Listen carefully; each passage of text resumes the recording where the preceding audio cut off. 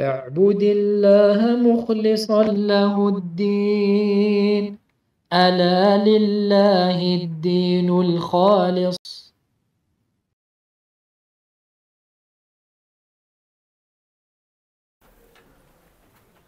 الحمد لله رب العالمين والصلاة والسلام على رسول الله وعلى آله وصحبه أجمعين. أما بعد إخوتي في الله، فما زال حديثنا موصولا في شرح أصول سنة الإمام أحمد رحمه الله تعالى، المعتمد على شرح فضيلة الشيخ سليمان الرحيلي حفظه الله تعالى.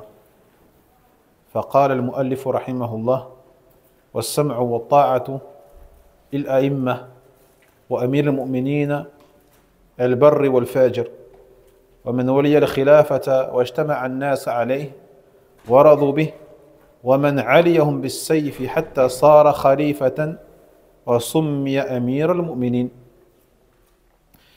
يعني من الأصول التي جاءت بها السنة وأجمع عليها أهل السنة وميزت أهل السنة عن غيرهم وبينت غير أهل السنة. هذا هو الأصل التاسع والعشرون، وهو السمع والطاعة للأئمة وأمير المؤمنين البر والفاجر. Donc le 29e fondement est dit ici, évoqué par l'imam Ahmad rahimahullah ta'ala. Il dit l'écoute et l'obéissance aux dirigeants et aux chefs des croyants, qu'ils soient justes ou injustes, qu'ils soient justes ou injustes, qu'ils soient bons ou mauvais, et également envers celui donc qui a pris la gouvernance et autour duquel les gens sont réunis et ont agréé leur gouvernance, mais également ceux qui ont pris la direction par la force. On les appellera par la suite, une fois qu'ils ont pris la gouvernance par la force, eh bien ce seront eux aussi les chefs des croyants. Donc parmi les fondements de la sunna, l'écoute ou l'obéissance aux chefs des croyants et aux gouverneurs. Ce fondement-là fait partie des fondements qui distinguent les gens de la sunna des autres, parmi ceux qui ne sont pas sur la sunna. فأقول وهذا في زماننا أعظم، فإن هذه الأصول من أظهر ما يكشف لك أهل السنة ويكشف لك أهل الأهواء، ألا وهي أصول أداء الحقوق إلى ولي الأمر المسلم.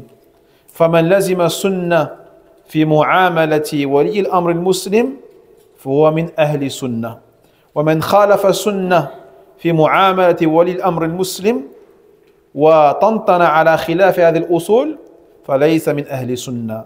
Donc, comme il dit le cheikh ici, à notre époque, ce fondement-là, il est encore plus important. Et il fait partie des fondements qui met en évidence l'état d'une personne. Est-ce qu'elle est sur la sunna ou est-ce qu'elle est au contraire sur autre chose que la sunna? Donc celui qui honore les droits de son dirigeant musulman et qui s'attache à la sunna dans son interaction avec le gouverneur musulman, eh bien sache qu'il fait partie des gens de la sunna. Quant à celui qui s'oppose à cela dans son interaction avec les gouverneurs musulmans et qui contredit ce asl, ce fondement-là, eh bien sache qu'il ne fait point partie des gens de la sunna. من هذه الحقوق بل أظهر هذه الحقوق السمع والطاعة الأئمة لولي الأمر المسلم في غير معصية الله عز وجل. Donc, obéir, écouter au gouverneur musulman est une obligation pour le croyant, et ce, bien sûr, en dehors de la désobéissance à Allah tabaraka wa ta'ala. فانتبهوا اخوتي في الله، السمع يعني إلقاء السمع لأمره، إلقاء السمع لأمره والاهتمام بأمره. فبعض الناس ما يسمع أصلا، ما يسمع ولي أمرهم، وبعد السمع الطاعة له تقربا إلى الله جل وعلا في غير معصية الله، وهذا حق على كل مسلم فيما أحب وكره ما لم يؤمر بمعصيته كما قال النبي صلى الله عليه وسلم. Donc prêtez attention mes frères, ici as-sam'u, l'écoute, c'est-à-dire le fait de tendre l'oreille et d'écouter ses commandements, d'écouter ses prescriptions et ses ordres, et d'accorder de l'importance à cela. Car certaines personnes, avant même d'obéir, n'écoutent même pas. N'écoutent même pas ses commandements et ses ordres.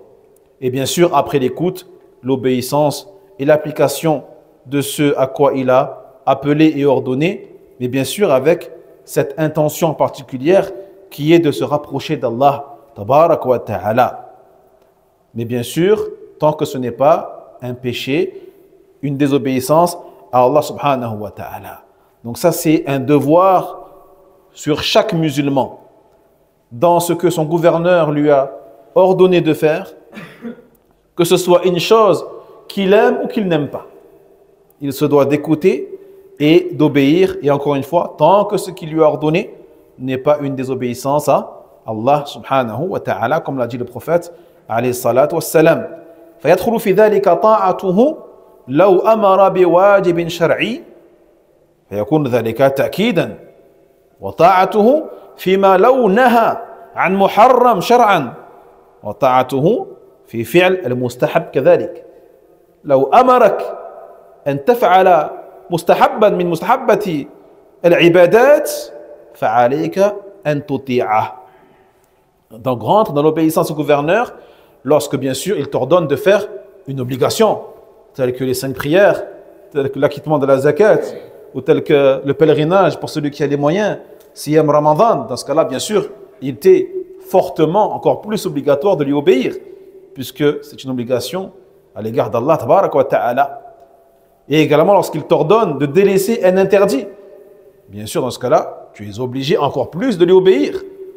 S'il t'interdit de consommer de l'alcool, s'il t'interdit la fornication, zina, s'il t'interdit la drogue et autres que cela parmi les interdits, tu es obligé encore plus de lui obéir. Mais il dit ici, même s'il t'ordonne de faire une chose qui est recommandée, mustahab. Donc une chose qui à la base n'est pas obligatoire. Mathalan, je ne sais pas, Siyam al-Ithnain wal-Khamis. Le gouverneur musulman, il vient et dit, moi j'ordonne à tous les musulmans de jeûner tous les lundis et les jeudis.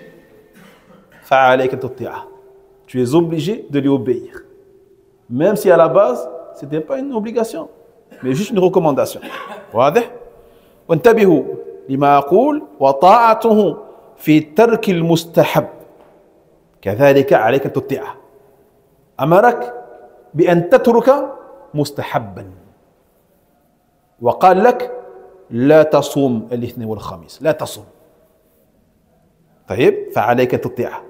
فلا تصوم الاثنين والخميس لأن ترك المستحب ليس معصية.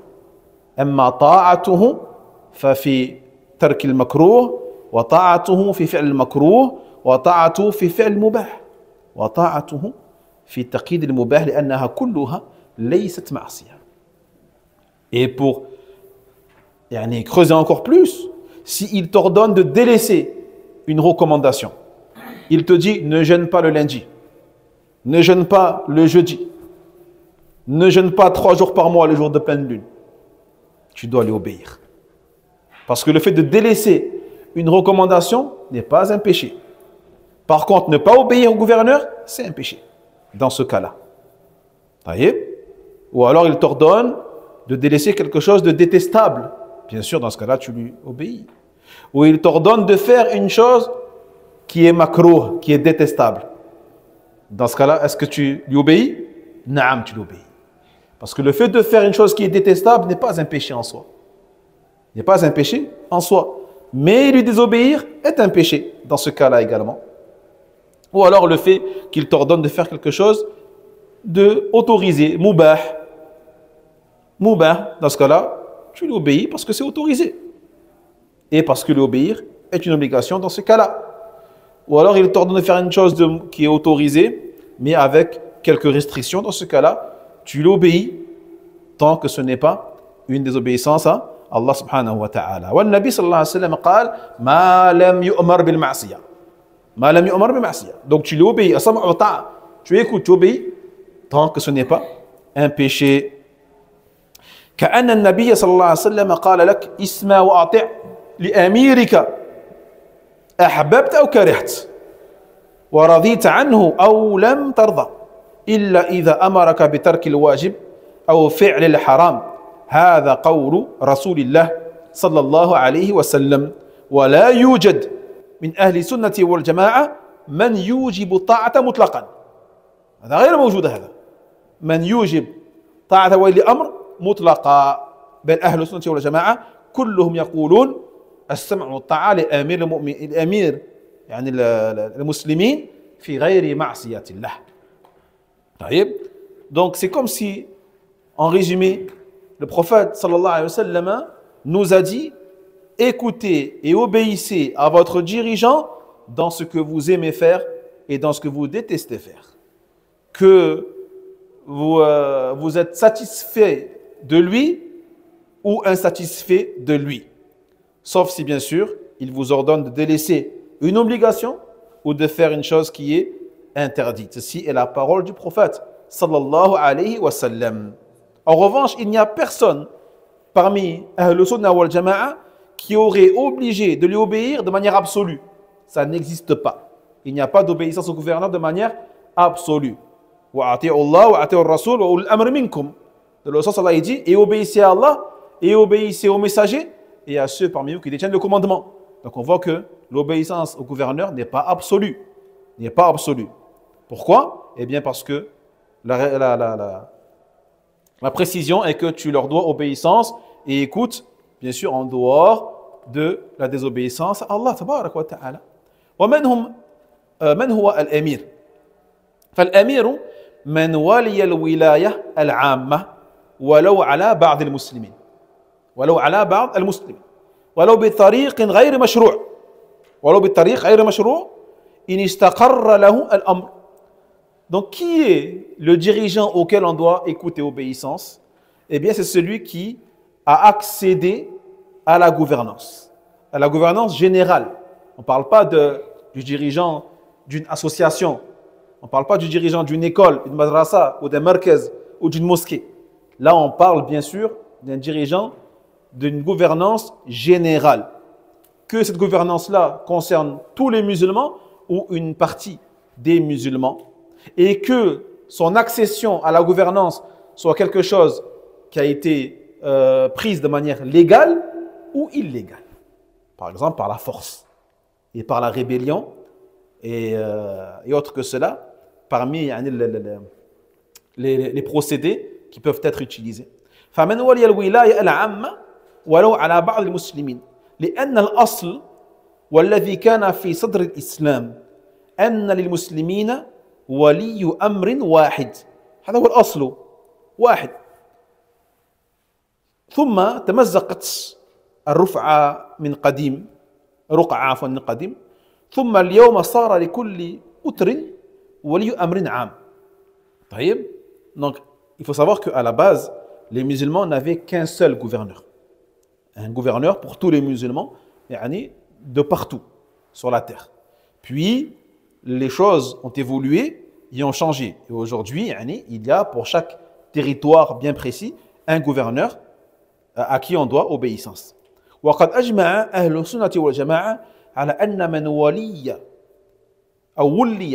على قطر من أقطار المسلمين الولاية العامة فهو ولي أمر عليهما على الولي الأعظم ولهما للولي الأعظم.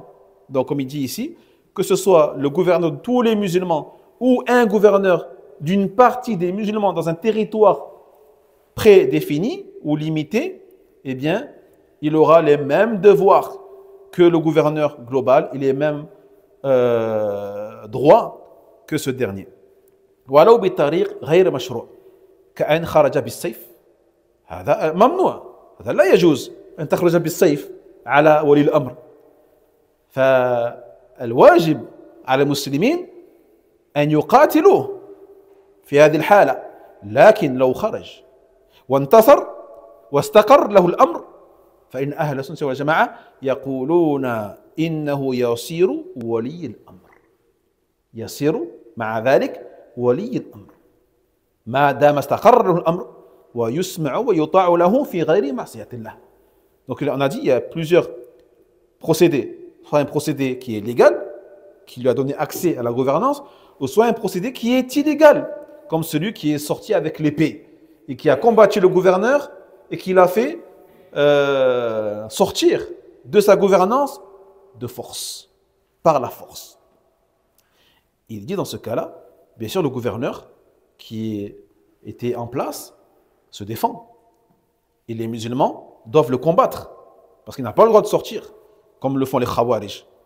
Mais si malgré tout, arrive, et il a pris le pouvoir de force, et sa gouvernance s'est stabilisée, dans ce cas-là, il devient lui le gouverneur.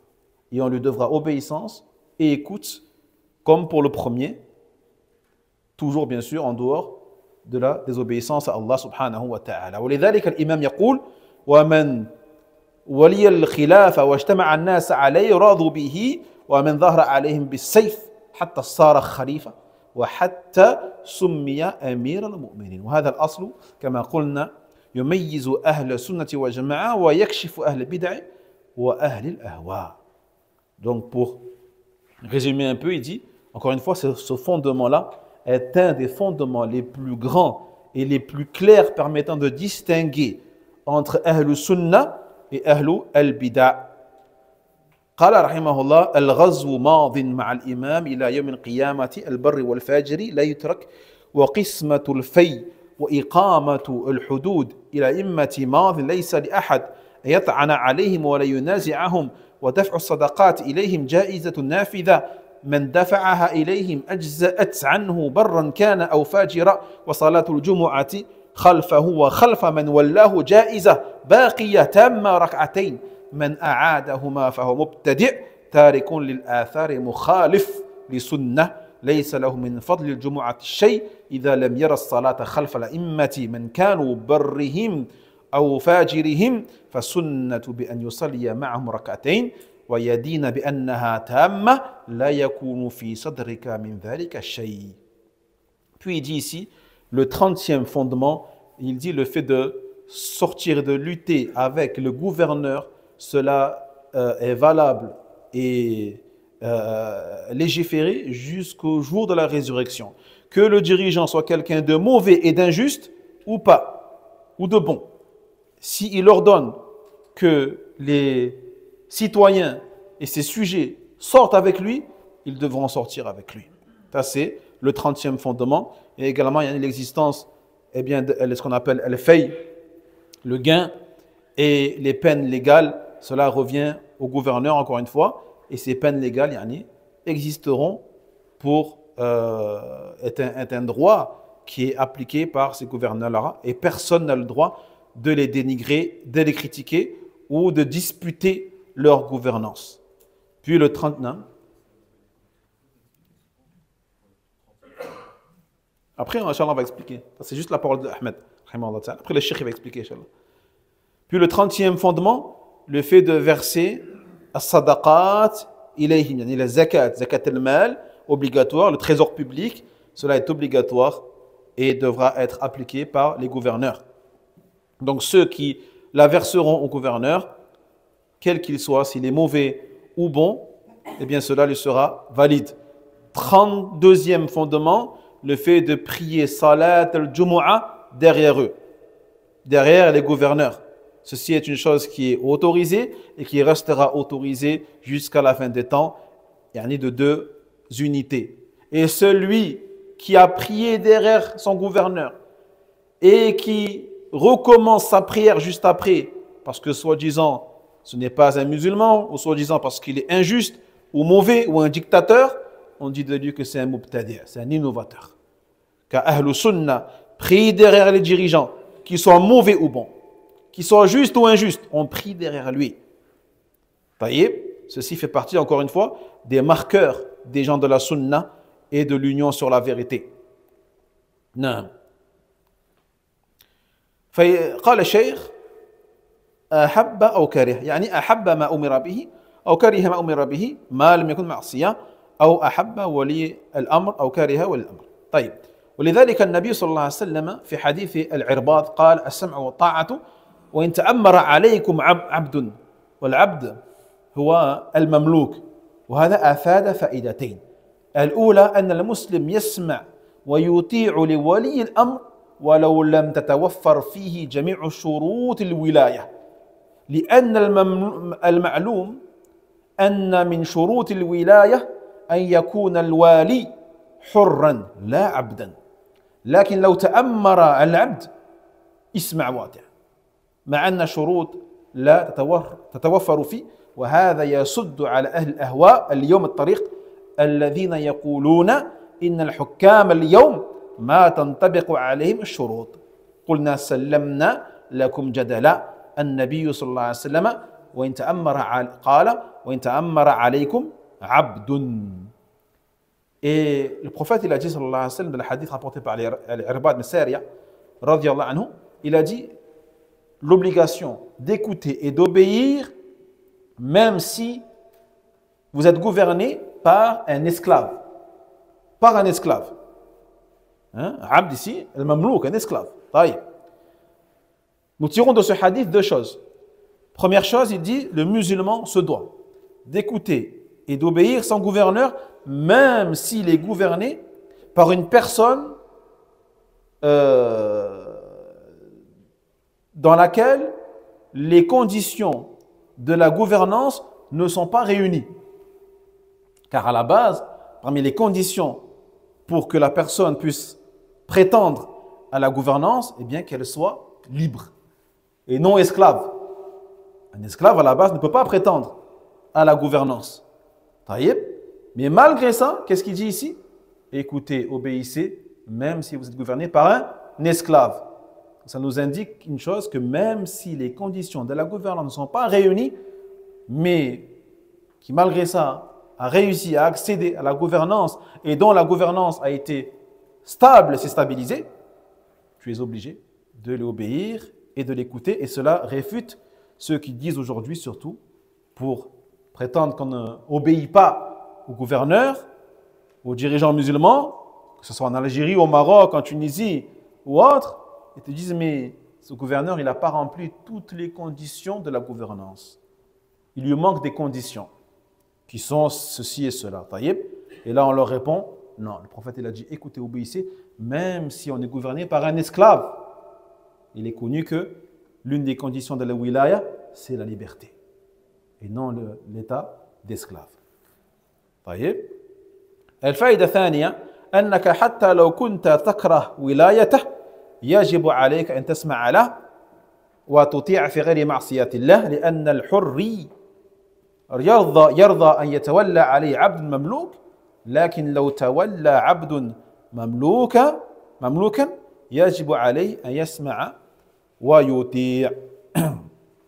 Et deuxième enseignement, eh bien, même si tu détestes sa gouvernance, tu es obligé de l'écouter et de lui obéir, en dehors bien sûr de la désobéissance à Allah tabarak wa ta'ala, car celui qui est libre, il ne peut accepter de base d'être gouverné par un esclave. Donc, malgré ça, même s'il est gouverné par un esclave, il se doit quand même de l'écouter, de l'obéir, malgré eh bien, le fait qu'il déteste ça et qu'il n'agrée pas à cela. Donc, deuxième faïda, eh bien, l'obéissance obligatoire, même dans ce qu'il déteste, même dans les choses qu'il déteste. ثم بين الشيخ أن أهل السنة والجماعة لا يفتاتون على ولي الأمر في حقوقه بل يؤدون إليه حقوقه ومن ذلك أنهم يرون أن الجهاد ماض مع الأمراء إلى يوم القيامة مع برهم وفاجرهم والجهاد منوط بولي الأمر ويكون تحت رايته وقسمة الفي حق له. Donc ici, il dit que Ahl Sunnah ne disputent pas et ne querellent pas les droits du gouverneur. Au contraire, ils honorent tous ses droits. Et parmi ces droits, eh bien, s'il leur donne de sortir sur le sentier d'Allah tabarak wa ta'ala, les gens devront sortir avec lui sous le sentier d'Allah tabarak wa ta'ala, qu'il soit juste ou injuste, mais qu'ils sortent sous le même drapeau et sous un gouverneur légal. Alhamdulillah. Et également le fait qui est le butin. وإقامة الحدود إلى الأئمة ماضٍ ليس لأحد أن يقيم الحد إلا تحت راية ولي الأمر المسلم فلا يقيم الحد إلا ولي الأمر المسلم أو من فوضه ولي الأمر المسلم حتى قال فقهاء لا يقيم الإنسان حد على نفسه. يعني مثلا لو أن بكرا زنى وحده أن يجلد 100 جلدة 100 جلدة وما فيه إقامة حد مثلا أو ما أخبر، ودخل الغرفة وجلد نفسه 100 جلدة، أي جلد نفسه 100 جلدة، ليس له ذلك، لا يجوز ذلك ولا ينفعه ذلك شيئا، إنما إقامة الحد لولي الأمر أو من فوضه ولي الأمر، ولم يستثنى من ذلك إلا إقامة السيد الحد على مملوكه في حد خاص، وليس لأحد أن يطعن على ولاة الأمر بأي مطعن في هذه الحقوق. L'accomplissement des peines légales revient au gouverneur également. Et cela est toujours valable jusqu'à nos jours. Et personne ne peut contester cela et ne peut disputer cela au gouverneur ou ne peut appliquer cela si ce n'est sous la décision et la parole du gouverneur. Personne ne peut le faire sous sa propre décision. Mais cela revient toujours au gouverneur ou à celui à qui le gouverneur a délégué cela. Jusqu'à ce que le fuqaha dise quoi?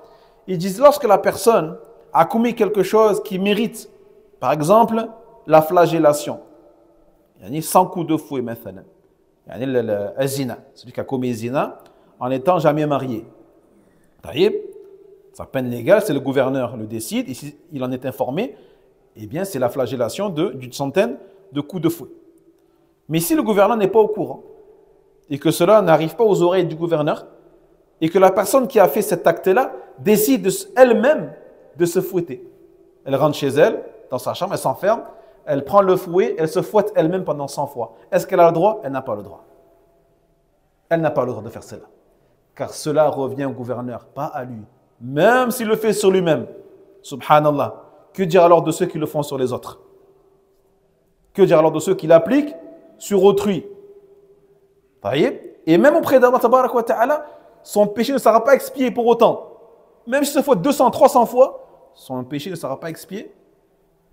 Tant que ce n'est pas le gouverneur qui aura décidé de l'appliquer sur lui. Donc sa seule solution, c'est quoi? C'est de faire tawbah. Demander pardon à Allah tabarak wa ta'ala et se repentir sincèrement. Jahid? Non. Et personne donc ne peut disputer cela, ce droit-là, au gouverneur. كذلك من حقهم دفع الزكوات إليهم فإذا طلبوه فإنها تدفع إليهم وتبرأ ذمة. Et également parmi les droits des gouverneurs, s'ils te demandent de verser un impôt, notamment zakat al-mal, tu es obligé de verser cet impôt-là. طيب. ومن حقهم أن تصلى الجمعة خلفهم سواء كانوا أبرارا أو فجارا سواء كانوا على سنة أو على بدعة ما لم يكفروا. Et parmi les droits également, eh bien que l'on prie al-Jumu'ah derrière eux. Que ce soit des dictateurs, des tyrans, des justes, des injustes, des bons, des mauvais. Que ce soit un sunni ou quelqu'un qui est dans l'innovation, qui commet des innovateurs ou parmi les innovateurs. Tant que bien sûr qu'il n'a pas commis une innovation ou un acte de kufr qui le ferait sortir de l'islam. C'est autre chose. وَتَرْكُ الصَّلَاةِ خَلْفَ أَئِمَّةِ الْجَوْرِ بِدْعَةٍ. Quant à celui qui dit, moi je ne prie pas derrière le gouverneur qui est injuste, ceci est une innovation dans la religion.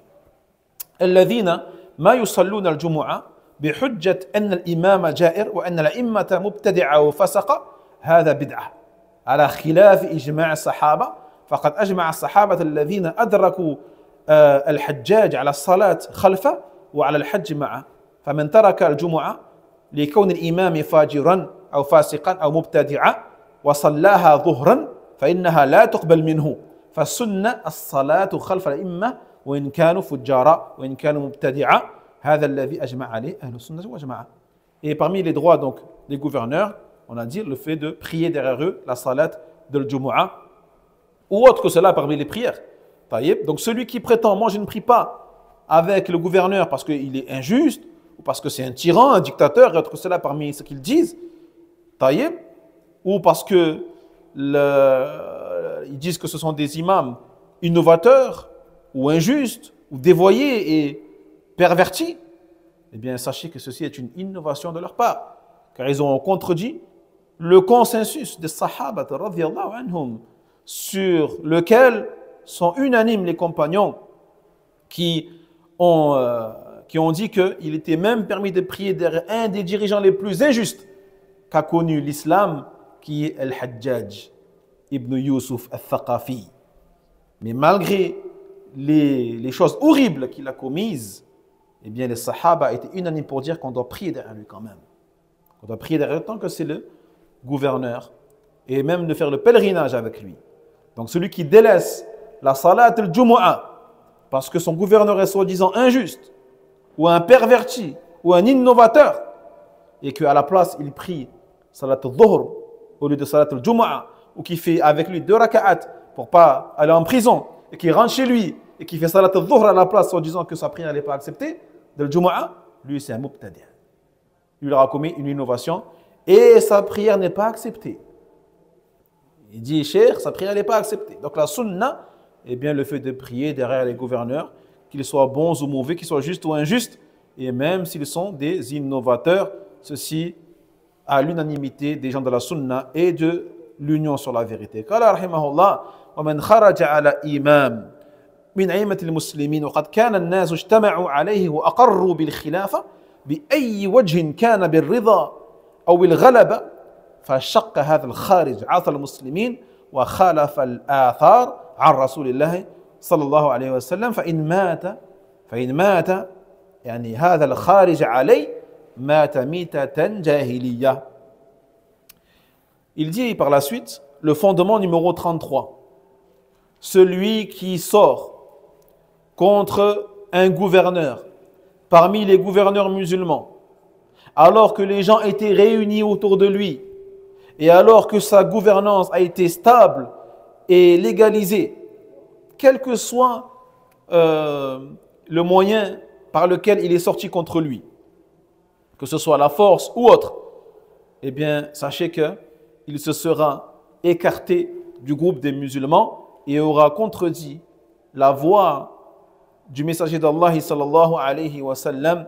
Et s'il meurt comme ça, s'il meurt en étant rebelle et révolté et sorti contre lui, il mourra d'une mort de l'ère pré-islamique, d'un état qui ressemble à un état de celui qui est mort avant l'islam. Wal-'iyadhu billah. جيد. فمن خرج على إمام مسلمين الذي ثبتت له الولاية فإن الواجب أن يقاتل. يجب أن يقاتل. فإذا مات هذا الخارج خارجا لم يتب فإنه يموت ميتة جاهلية. Donc on doit le combattre. Celui qui sort, il se rebelle contre le gouverneur, bien sûr on a dit, bisayf ou autre, il est combattu. Et le gouverneur légal le combat, se défend. Et les gens se défendent et le combattent. Mais si malgré tout ça, il arrive à accéder au pouvoir, eh bien on a dit on doit l'obéissance. Mais s'il meurt avant d'y accéder, dans sa confrontation avec le gouverneur en place, dans ce cas-là, il sera mort d'une mort qui ressemble à celle des gens de la Jahiliya, des gens avant l'islam, qui se combattaient, qui se tuaient les uns les autres pour accéder au pouvoir par la force. فمن فرق الجماعة إنما تقوم بالإمام مقدار شبر فمات فإنه يموت ميتة جاهلية ويكون قد خلع ربقة الإسلام من عنقه. طيب نعم.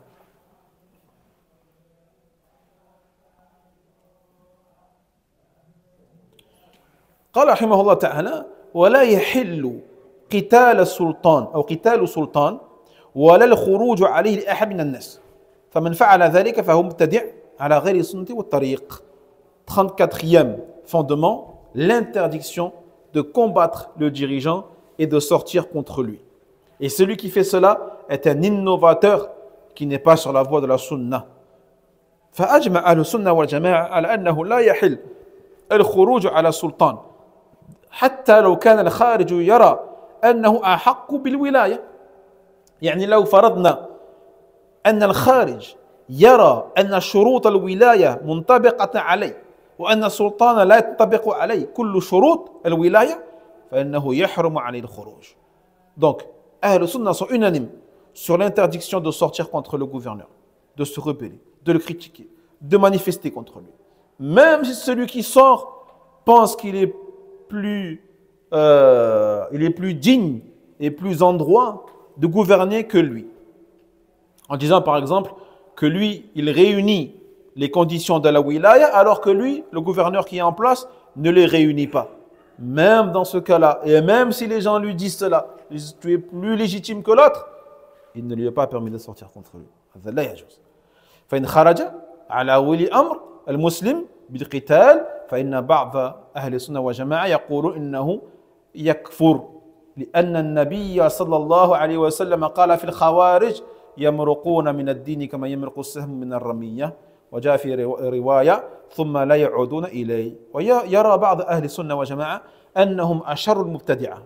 الخوارج أشر المبتدعة ليسوا كفارا لكنهم الشر المبتدعة. وهذا الذي على أكثر أهل السنة والجماعة أن الخارجي الذي يقاتل في خروجه الشر المبتدعة وإن كان لا يخرج من الإسلام.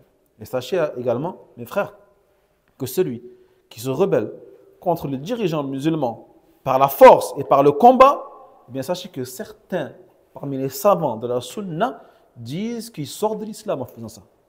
Qu'il sort de l'islam en faisant ça. Et c'est quoi leur preuve?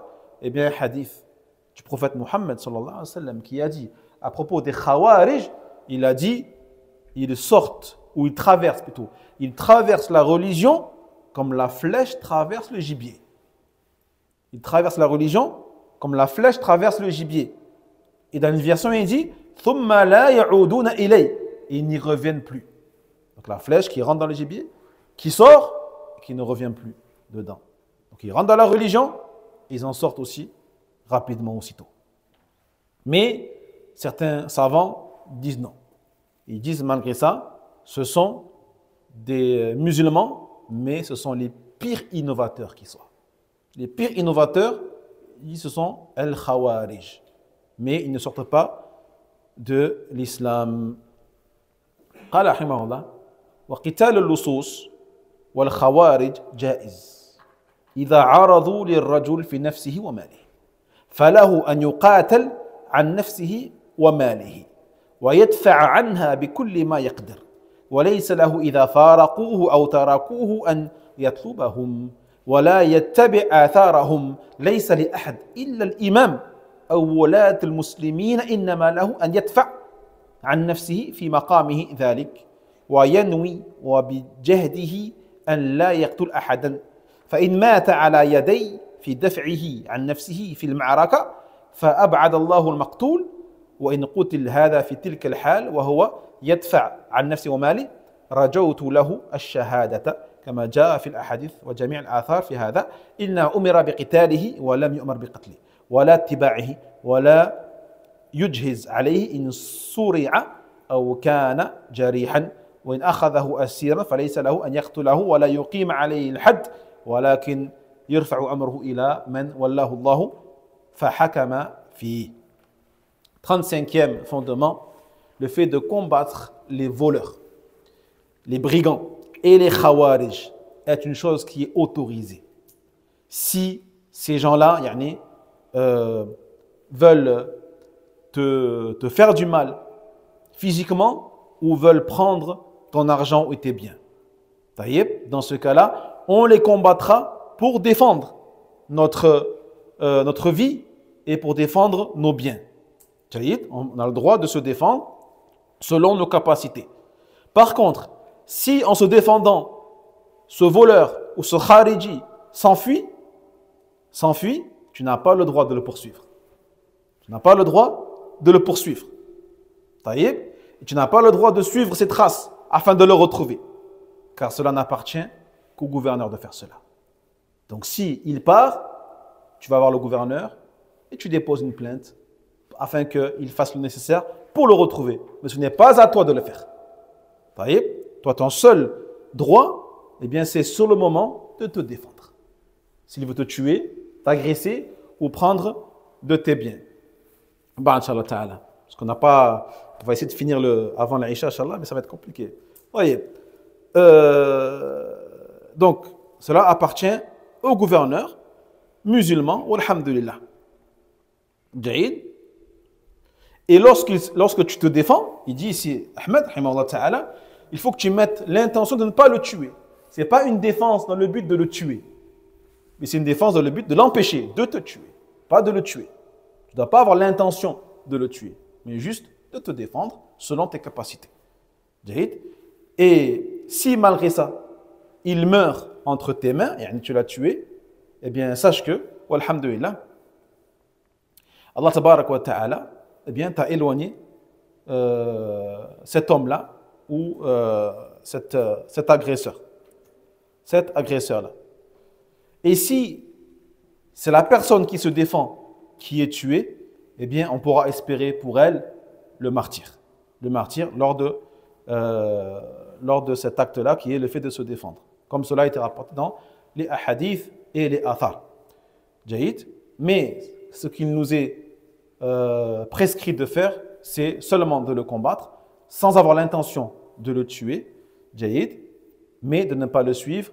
Ou alors s'il est blessé, par exemple, tu te défends, tu l'as blessé, ou alors il a perdu connaissance, tu n'as pas le droit de l'achever. D'accord? Tu n'as pas le droit de l'achever. Mais encore une fois, tu dois faire appel au gouverneur qui donc qui fera le nécessaire par la suite. Et si tu le fais prisonnier, c'est pareil. Tu n'as pas le droit de le tuer ou d'appliquer la peine légale sur lui. Car même la peine légale, bien sûr, c'est le gouverneur, c'est le droit du gouverneur. فانتبهوا عندنا هنا أمران لسنة والجماعة. الأول دفع الصائل. فإن صال لص أو لص على مسلم أو جاء خارجي إلى مسلم ليقتله أو ليأخذ ماله فإنه إن استطاع أن يدفعه بغير قتل لزمه ذلك وإن لم يستطع دفع شره إلا بقتله فإنه يحل له أن يقتله. D'accord? Donc la première chose ici par rapport à cette mas'ala, eh bien le fait de repousser le voleur. Donc si un voleur vient à toi pour prendre de tes biens ou pour te tuer, eh bien, et que tu es capable de le repousser sans le tuer, tu dois le faire sans le tuer. Mais si malgré ça tu le tues, eh bien sûr, tu n'auras rien à te reprocher. Tu n'auras rien à te reprocher. إذا دفعته أو دفعته فلم يندفع فإن لك أن تقتله. لكن لو أنه اندفع وفارقك فليس لك أن تتبعه وليس لك أن تأخذ شيئا مما معه. Donc si, malgré tes efforts pour ne pas le tuer, il ne fait pas demi-tour, il n'arrête pas, il essaye encore et encore et que tu n'as pour seule solution que de le tuer, dans ce cas-là, tu as le droit. Tu as le droit, eh bien, de te défendre jusqu'à la mort. Jaïd, par contre, s'il s'en va et s'enfuit, tu n'as pas le droit de le suivre, car cela n'appartient, comme on a dit, qu'au gouverneur. Non. وإن قتل الموصول عليه الصائل فلا شيء عليه والمقتول في النار. Donc si, on a dit, celui qui se défend, on vient à tuer son agresseur, il n'aura commis aucun péché, et celui qui a été tué, eh bien sera sous la menace du feu de l'enfer.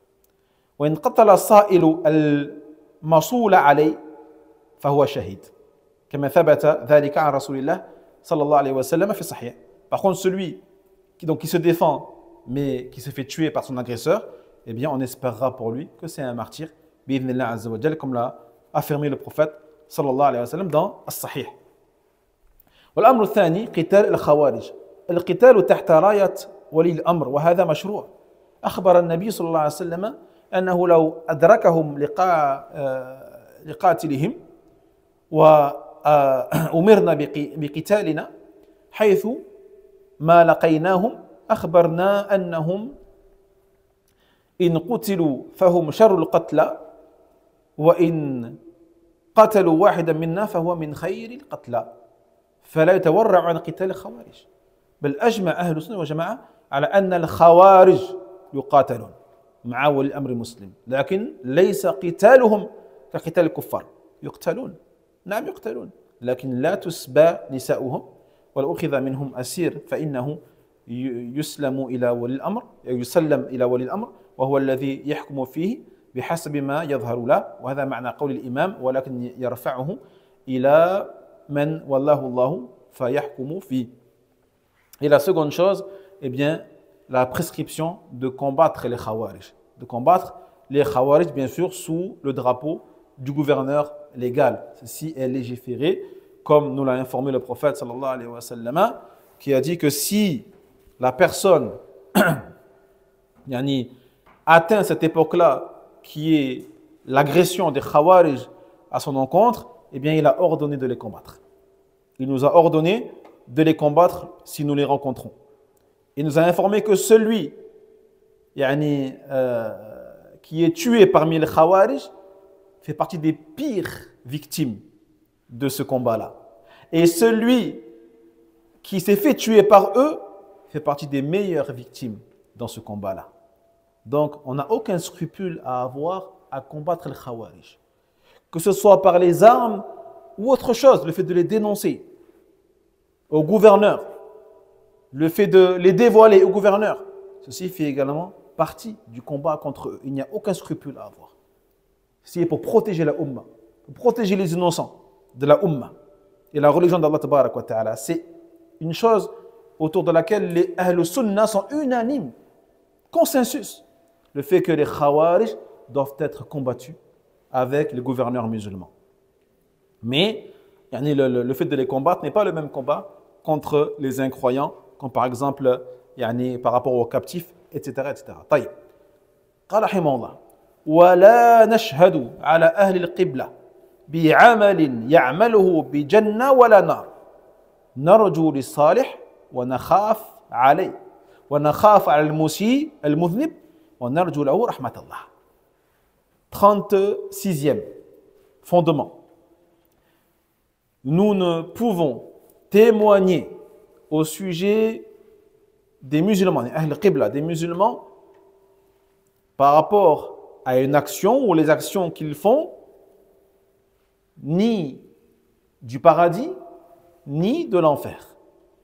Et là, on n'a pas le droit de dire qu'un tel qui est mort en apparence donc sur l'islam, de dire lui, il va aller au paradis. Ou quelqu'un qui est mort sur l'islam, mais ayant commis des péchés, de dire lui, il est en enfer. Tu n'as pas le droit de dire cela. Mais ce que tu as le droit de dire, c'est juste, nous espérons pour celui qui est mort sur le khayr, sur le bien, sur la piété, l'obéissance, Allah Tabaraka wa Ta'ala, on espère pour lui le bien. Et on a peur également pour lui s'il a commis des péchés. Et par rapport à celui qui est mort, eh bien, dans la désobéissance, dans les péchés, etc., tu diras, on a peur pour lui, par rapport à ce qu'on sait de lui, par rapport aux péchés qu'il a commis, mais quand même on espère pour lui qu'Allah lui pardonne. Qu'Allah lui pardonne et qu'Allah déverse sur lui sa rahma. فهذا من أصول أهل السنة التي جاءت بها السنة وأجمع عليها أهل السنة والجماعة أنه في الدنيا يعامل الإنسان بالظاهر فمن أظهر الإسلام ولم نرى منه ناقصا أو ناقضا عفوا عاملناه بالإسلام هو ممكن أن يكون منافق لكن نحن نعامله بالظاهر ونقول هذا مسلم وإذا مات كما سيأتينا نصلي عليه نستغفر له سبحانه نستغفر له الله جل وعلا. Donc parmi les fondements de la sunna, donc le 36e on a dit, eh bien sur lequel sont unanimes Ahl Sunnah, le fait que nous devons interagir sur terre avec les gens selon ce qu'on voit de eux en apparence. Donc celui qui montre en apparence l'islam, tant qu'il ne commet pas quelque chose qui viendrait annuler son islam, eh bien on va agir avec lui, on le traitera comme un musulman à part entière, alhamdulillah. Même s'il y a une possibilité, une probabilité qu'il soit hypocrite. Seul Allah Tabaraka wa Ta'ala sait ce qu'il y a dans le cœur des gens qui cachent leur hypocrisie. Mais nous prenons en considération eh bien, ce qu'il montre en apparence, donc on le traitera comme un musulman. Et s'il meurt comme cela, on priera sur lui et on fera des du'as pour lui et on demandera à Allah Tabaraka wa Ta'ala qu'il lui pardonne. Et les choses qu'il a cachées au fond de lui, cela revient à son Seigneur subhanahu wa ta'ala. ومن أظهر الكفر عملناه بهذا الظاهر كذلك بهذا الظاهر هو يمكن أن يسلم في آخر حياته وما علمنا لكن نعامله بالظاهر الذي عرفناه فنعامله معاملة الكافر ونحكم عليه بالكفر. Et pareillement pour celui qui en apparence eh bien montrait que c'était pas un musulman. Même s'il est possible eh bien que dans les derniers instants de sa vie, il a embrassé l'islam et que tu ne le saches pas. Il se peut qu'il se repentit un quart d'heure, 10 minutes, 5 minutes avant de mourir et qu'il a embrassé l'islam sans que personne ne le sache. Et que seul Allah tabaraka wa ta'ala le sait. Mais malgré ça, est-ce que nous, on va l'enterrer avec les musulmans et prier sur lui dans ce cas-là parce qu'il y a une petite probabilité que? Non. On agira selon son apparence, le fait qu'il est mort sur autre chose que l'islam. D'accord? Donc on ne priera pas sur lui et on ne fera pas d'invocation pour lui.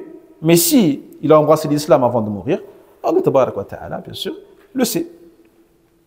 أما في الآخرة فلا نشهد لمن كان ظاهر الإيمان بالجنة ولكن نرجو له ونخاف عليه ولا نشهد لمن ظاهره الكفر بالنار يقينا إلا إذا علمنا أنه مات على الكفر كأبي طالب نشهد له بالنار ولا ما نشهد لأبي طالب بالنار كما نشهد لفرعون بالنار كما نشهد لإبليس في النار بالنار طيب لأن علمنا أنه مات على الكفر ونحن نحكم بالظاهر فإن أسلم قبل أن يموت ولم نعلم فالله مطلع عليه فالمسيء من المسلمين مهما عمل من الكبائر لا نشهد له بالنار ولكن نخاف عليه.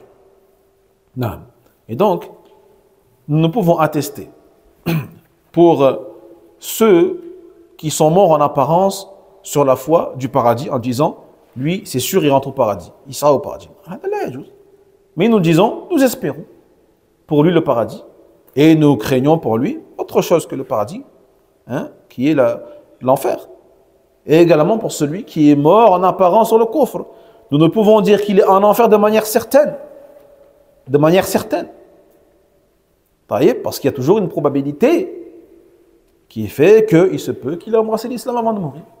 Ou qu'il fasse partie des gens qui sont excusés par certaines excuses, telles que le fait qu'il n'a pas reçu la vraie révélation, le vrai message de l'islam, et qui est resté sur l'ignorance. Donc cela revient à Allah tabaraka wa ta'ala. Mais nous, en apparence, nous disons, donc on ne prie pas sur lui, on ne l'enterre pas avec les musulmans, mais on ne dit pas qu'il est en enfer. Mais de manière générale, nous disons, ceux qui meurent sur le kufr, finnar. Tu as le droit de le dire de manière générale. Ou ceux qui meurent sur la foi et sur l'islam vont au paradis. Ça, tu le dis, bien sûr. Mais de manière individuelle. Un tel, fils de un tel, est au paradis parmi les croyants, tu n'as pas le droit, sauf si tu as une preuve. Comme par exemple les sahaba, les compagnons. تقول Abu Bakr في الجنة, Omar في الجنة, Uthman في الجنة, Ali في الجنة. Parce qu'il y a des dalils. Tu dis Fir'aun في النار, tu dis Shaitan في النار, Abu Talib في النار, Abu Lahab في النار. Mais hormis ces gens-là sur lesquels il y a des preuves, tu n'as pas le droit d'attester cela. Car cela fait partie de la science de l'invisible qui appartient à Allah tabaraka wa ta'ala. Mais de manière générale, tu dis, les musulmans vont au paradis. Et les incroyants vont en enfer.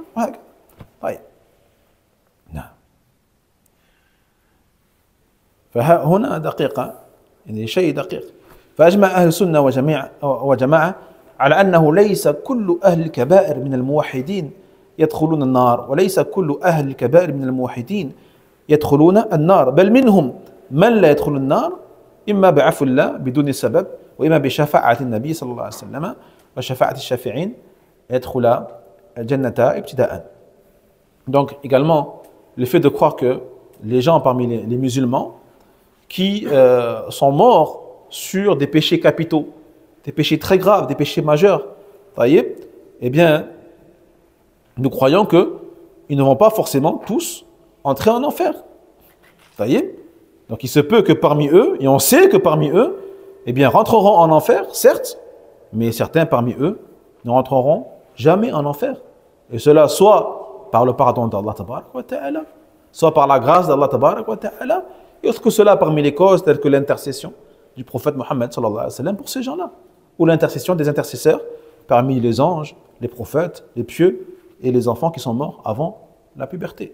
فأجمع أهل السنة والجماعة على أن من أهل كبائر الموحدين من يدخل النار ولذلك دائما نقول للمسلمين لا تغتر بكون صاحب الكبيرة تحت المشيئة فإنا علمنا بالنصوص أن من أصحاب الكبائر يدخل النار فما الذي من الذي يؤمنك أن لا تكون منهم ممن يدخل النار إذا صار الناس عندنا ثلاث أقسام الأول من ظاهره الإسلام فنرجو له الجنة ولا نشهد له بالجنة ومن ظاهره الكفر فنظن له النار ولا نجزم له يقينا بالنار إلا إذا علمنا أنه مات على الكفر والأصل أنه مات على الكفر والثالث هو صاحب الكبيرة من أهل الإسلام هذا نخاف عليه ولكن لا نجزم له بالنار لأننا نعتقد أنه تحت المشيئة.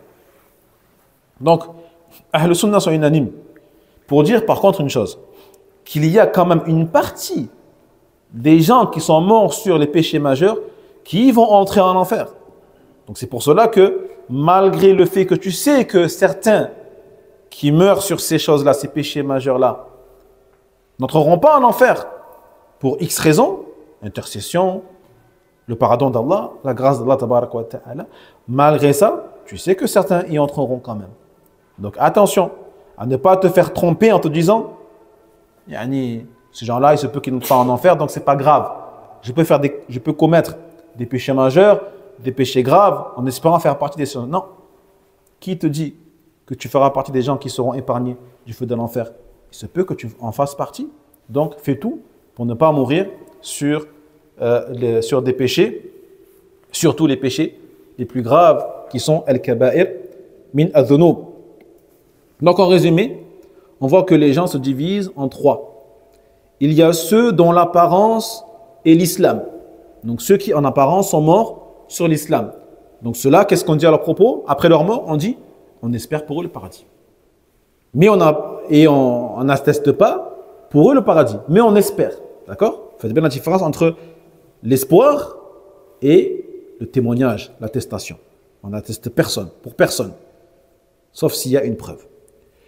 Deuxième catégorie, ceux dont l'apparence, est el-kufr, l'incroyance. En apparence, sont morts sur l'incroyance. Ces gens-là, on ne témoigne pas et on n'atteste pas. Mais on pense et on a peur pour eux qu'ils aillent en enfer. Mais on n'atteste pas de manière certaine qu'ils entreront en enfer. Sauf s'il y a une preuve, encore une fois, comme on a dit. Mais la base, c'est l'apparence. C'est-à-dire que s'ils meurent sur ça, on ne priera pas sur eux et on ne dira pas Yarhamullah ou Yarhamahullah ta'ala. Ou Ghafrallah lah. Troisième catégorie, ceux qui sont morts parmi les musulmans sur des péchés majeurs. Ceux-là, qu'est-ce qu'on fait? On a peur pour eux. Mais on ne dit pas qu'ils vont aller en enfer et nous croyons que ces gens-là sont sous la volonté d'Allah tabarak wa ta'ala. Si Allah veut, il leur pardonne et les fait rentrer au paradis. Et si Allah il veut, il les mettra en enfer pour un temps déterminé. Puis il les sortira du feu de l'enfer pour les mettre au paradis car ils sont morts sur التوحيد, sur le monothéisme. قال رحمه الله ومن لقي الله بذنب يجب له النار تائبا غير مصر عليه. كما قلت إن من كان ظاهره الكفر فالأصل أنه مات على الكفر فالأصل أنه في النار خالدا مخلدا فيها إلا إذا كان قد أسلم قبل أن يموت ولم نعلم ذلك فالله أعلم به. Il n'y a pas une bouteille d'eau là? C'est qui ça? Non, c'était pas la mienne. Je l'ai prise là-bas. Je sais pas quelle est. Allez, non, là-bas au fond. Allez. 37e fondement. Il dit, Barakallahu fik, Hajj, celui qui rencontre Allah, en étant mort sur un péché.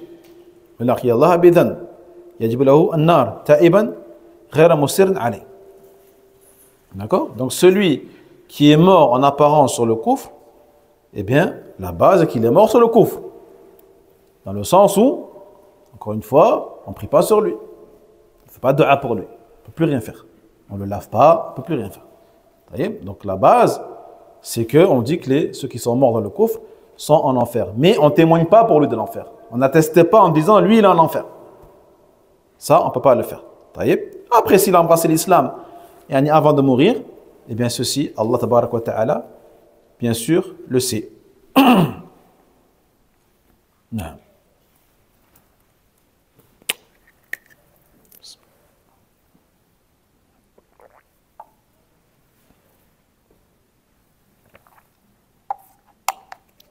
Puis il dit, من لقي الله بذنب يجب له النار تائبا غير مصر عليه فإن الله يتوب عليه ويقبل التوبة عن عباده ويعفو عن السيئات.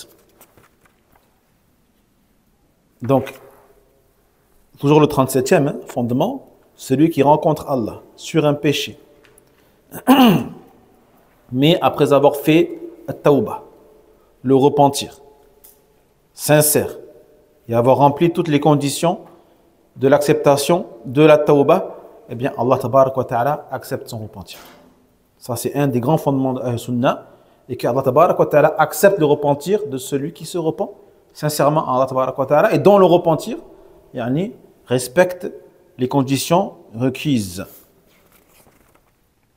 ومن لقيه وقد أقيم عليه حد ذلك الذنب في الدنيا فهو كفارته كما جاء في الخبر عن رسول الله صلى الله عليه وسلم ومن لقيه مسرا غير تائب من الذنوب التي استوجب بها العقوبة فأمره إلى الله إن شاء عذب وإن شاء غفر له ومن لقيه وهو كافر عذب ولم يغفر له. Puis le 37e fondement, celui qui rencontre Allah tabarak wa ta'ala après avoir subi une peine légale. Après avoir subi une peine légale par rapport à son péché, eh bien cela sera une expiation pour lui et n'aura rien à craindre par rapport à ce péché, yawm al-qiyamah. 38, pardon.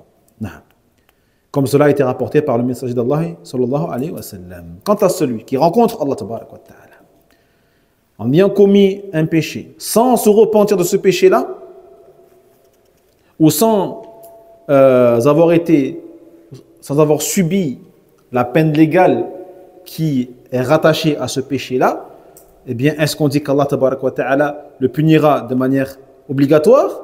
Non. On dira il est sous la volonté d'Allah tabarak wa ta'ala. Si Allah le veut, le punira. S'il le veut, il lui pardonnera. Il le mettra au paradis sans le punir. Puis, 40e fondement, celui qui rencontre Allah tabarak wa ta'ala en étant kafir, eh bien, nous disons qu'Allah tabarak wa ta'ala le châtira et ne lui pardonnera pas. Il ne lui pardonnera pas. De manière générale, bien sûr, sans cibler personne. Sans cibler personne, mais nous disons, le kafir, qui est mort kafir, Allah ne lui pardonne pas. Et le châtira. C'est le 40e. Le 39, c'était celui qui rencontre Allah sur un péché sans repentir et qui méritait sur terre la punition. Allah tabarak wa ta'ala, s'il veut, lui pardonne, s'il veut, il lui châtie. نعم. هذا كالتفسير لما قبله والتعليل له. فمن لقي الله بذنب يجب له به النار تائبا غير مصر عليه فإن الله جل وعلا يتوب عليه مطلقا ولو كان بالشرك كان مشركا فتاب يقبل الله توبته كان منافقا فتاب يقبل الله توبته كان مبتدعا فتاب يقبل الله توبته. Donc on revient ici au principe numéro 37 qui est que celui qui rencontre Allah tabarak wa ta'ala sur un péché mais après s'être repenti, eh bien Allah tabarak wa ta'ala accepte son repentir même si il se repent du shirk, même s'il se repent de l'association. Donc s'il s'est repenti avant de mourir, Allah tabarak wa ta'ala accepte son repentir de son association, quelle que soit sa forme. Ou celui qui se repent de l'incroyance, ou celui qui se repent de l'hypocrisie, ou que celui qui se repent des innovations. Tant qu'il respecte les conditions du repentir, Allah tabarak wa ta'ala l'accepte. فما معنى إذن إن الله حجب التوبة عن كل صاحب بدعة. هناك حديث قال رسول الله صلى الله عليه وسلم إن الله حجب التوبة عن كل صاحب بدعة. المقصود أنه لا يوفق للتوبة، أن الله جل وعلا لا يوفقه للتوبة، لكن لو وفق للتوبة فتاب فإن الله يقبل التوبة من كل مسيء. ومن كان يعمل الكبائر فتاب ولو قبل موته بلحظة فلقي الله تائبا من ذنبه فإن التائب من الذنب كمن لا ذنب له كما جاء عند ابن ماجه بإسناد صحيح.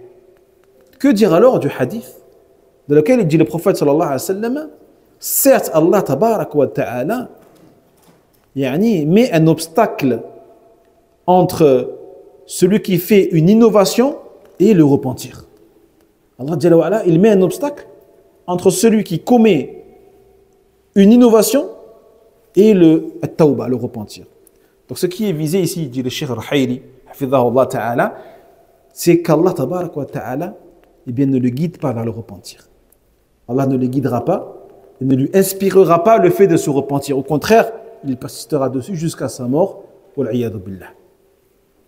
Jahid. Et c'est le cas de beaucoup de personnes. Parce que celui qui commet une innovation dans la religion, il croit que c'est bien. C'est ça le problème. C'est ça le danger de l'innovation. Parce que celui qui fait un péché, autre que l'innovation, tel que, je ne sais pas, l'alcool, la désobéissance à ses parents, le mensonge, il sait que c'est mal. Il sait que c'est pas bien. Il sait que c'est un péché.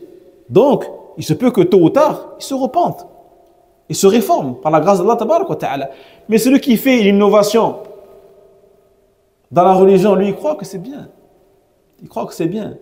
Et d'où le hadith où il dit Allah tabarak wa ta'ala met un obstacle entre tout innovateur et le repentir. Mais sinon, bien sûr, celui qui se repent de l'innovation, bien sûr, sincèrement, Allah tabarak wa ta'ala acceptera son repentir. Et concernant ceux qui sont morts sur les péchés majeurs et qui se repentent, même s'ils se repentent une minute avant sa mort, eh bien, sachez qu'Allah tabarak wa ta'ala acceptera son repentir. Il a dit le prophète sallallahu alayhi wa sallam, le repentant d'un péché est comme celui qui n'a pas de péché. Le repentant d'un péché est comme celui qui n'a pas de péché, comme l'a rapporté Ibn Majah رحمه الله. ومن لقي الله وقد أقيم عليه حد ذلك الذنب في الدنيا فإن الحدود جوابر فمن أصاب من هذه القاذورات شيئا وقيم عليه الحد فذلك كفارة له كما قال النبي صلى الله عليه وسلم. Et celui qui rencontre Allah tabarak wa ta'ala après avoir subi une peine légale par rapport à ce péché-là sur terre, eh bien sachez que les peines légales lui seront comme des jawabir, des remèdes pour lui contre le châtiment de l'au-delà. L'expiation, c'est une expiation pour lui et il n'aura rien à craindre dans l'au-delà. Taïb. Comme l'a dit le prophète sallallahu alayhi wa sallam.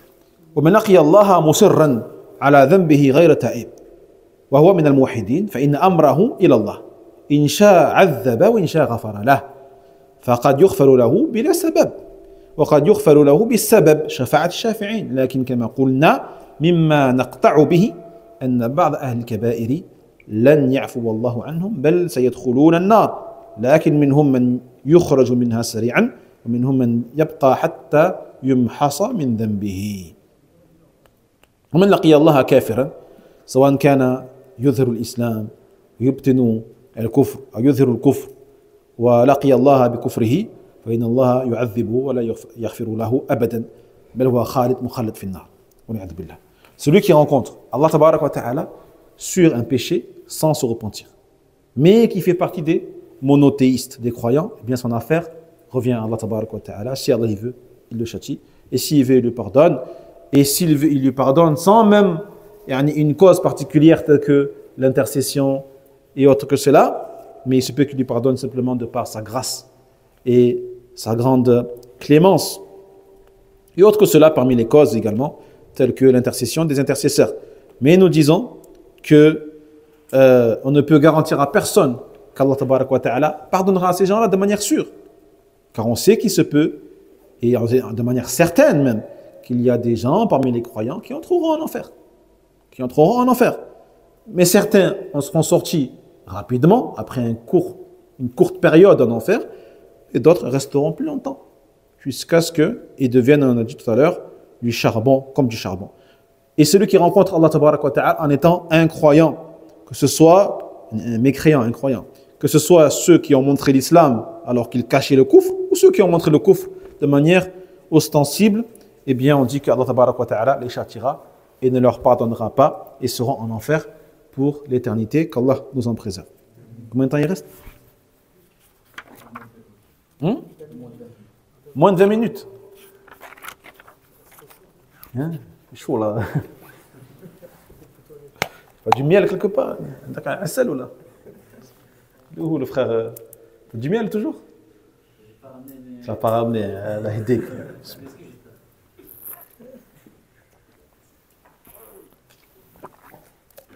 Ou du thé, ou là, non, du thé. Du thé à la menthe. Hein? Tu vas? C'est ouvert là? Ouais. Barakallahu fik. Attends, j'ai des mouchoirs, s'il te plaît.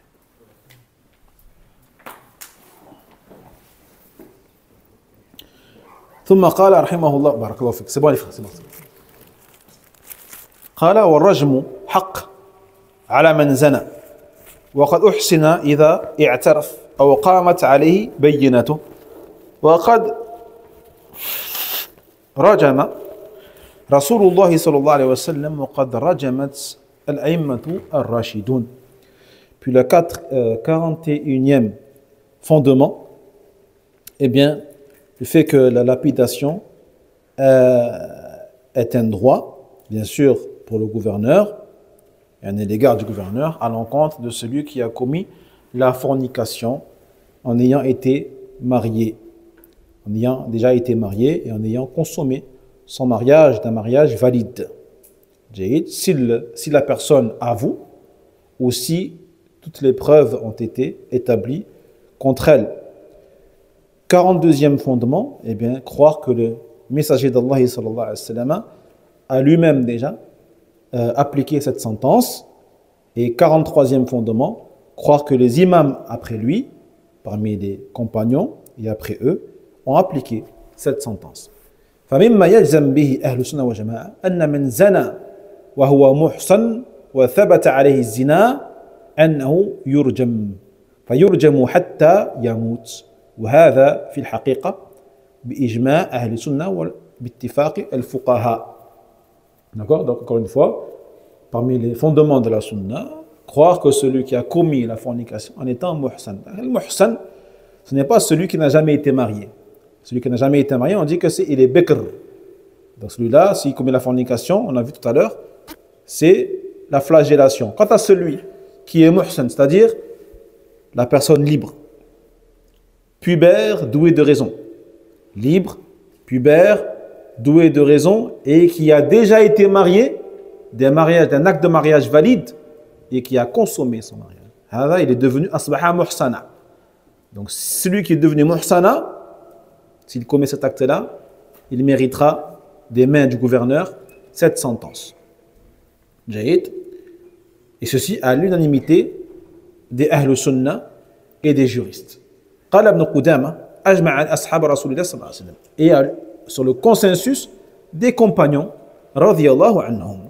وثبت أن النبي صلى الله عليه وسلم رجم الزاني المحصن فهذا ثابت عن رسول الله صلى الله عليه وسلم لا شك فيه كما في قصة ماعز رضي الله عنه. Et donc il a été confirmé que le prophète lui-même a appliqué la sentence sur le fornicateur, comme cela a été confirmé sans aucun doute, notamment au sujet d'une personne qui s'appelle un compagnon qui s'appelle Ma'iz رضي الله عنه. لكن سبحان الله يا إخوة كل من ثبت عليه الزنا في زمن رسول الله صلى الله عليه وسلم جمع بين أمرين عظيمين التوبة وإقامة الحد فالتاب من الذنب توبة نصوحة وقيم عليه الحد والحد كما تقدم قريبا كفارة. Et tous ceux qui ont subi cette peine légale à l'époque du prophète Mohammed sallallahu alayhi wa sallam ont réuni deux choses. Ils ont réuni le fait qu'ils ont certes subi la peine, mais ils étaient tous repentants, vers Allah tabarak wa ta'ala d'un repentir valide et confirmé par le prophète Mohammed sallallahu alayhi wa sallam lui-même. Jaïd. Et donc on comprend par là que c'est une expiation pour eux, Yawm al-Qiyamah, et ils n'en subiront aucune conséquence dans l'au-delà.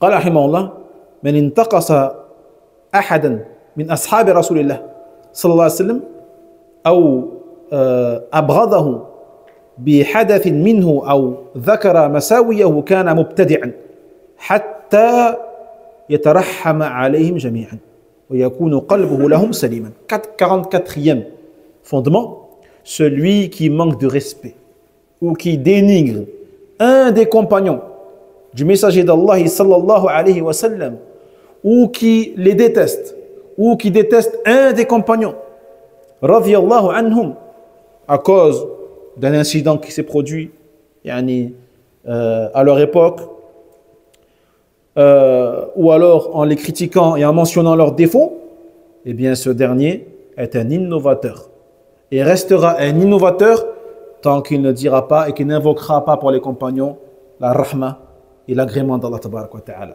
Qu'il ne dira pas radiyallahu anhum wa rahimahumullahu ta'ala, et tant que son cœur ne sera pas saint et pur à l'égard des compagnons du prophète Muhammad sallallahu alayhi wa sallam. Barakallahu fik. Hein? Il vient du Maroc. Ou Tanja ou là? Je crois.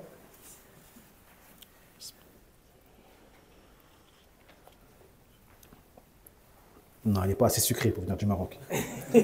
Il vient de Liège, lui. فمن أصول أهل السنة والجماعة سلامة قلوبهم لصحابة رسول الله صلى الله عليه وسلم واعتقاد فضلهم جميعا كما تقدم معنا وأن أقلهم فضلا أقل الصحابة فضلا وأفضل من غيرهم من المسلمين مهما كان غيرهم من جهة عبادته وصلاحه ونحو ذلك. Donc on a dit, 44e fondement de la sunna, eh bien, le fait que le cœur du croyant soit pur à l'égard des compagnons du messager sallallahu alayhi wa sallam. Et il doit avoir la croyance que tous les compagnons ont un mérite, comme on l'a vu. Et que même celui qui a le moins de mérite parmi eux est meilleur que le meilleur des tabi'in. Est meilleur que le meilleur des tabi'in dans tous les domaines. Dans l'adoration, dans la pureté, dans le comportement, dans tout. فأهل السنة والجماعة يبغضون من أبغض صحابة رسول الله صلى الله عليه وسلم ولو أبغض واحدة ومن انتقص واحدا من أصحاب رسول الله صلى الله عليه وسلم وأبى أن يترضى عليه أن يقول رضي الله عنه وأبى أن يترحم عليه أن يقول رحمه الله جل وعلا فهو من أهل البدع لا يخرج عن حد البدعة حتى يترضى عن ذلك الصحابي وترحم عليه. Donc, Ahl Sunnah ikhwati fillah déteste ceux qui détestent les compagnons. On déteste ceux qui détestent les compagnons. On déteste ceux qui critiquent Abu Bakr et Omar et Aïcha et Muawiyah radiyallahu anhu. On les déteste.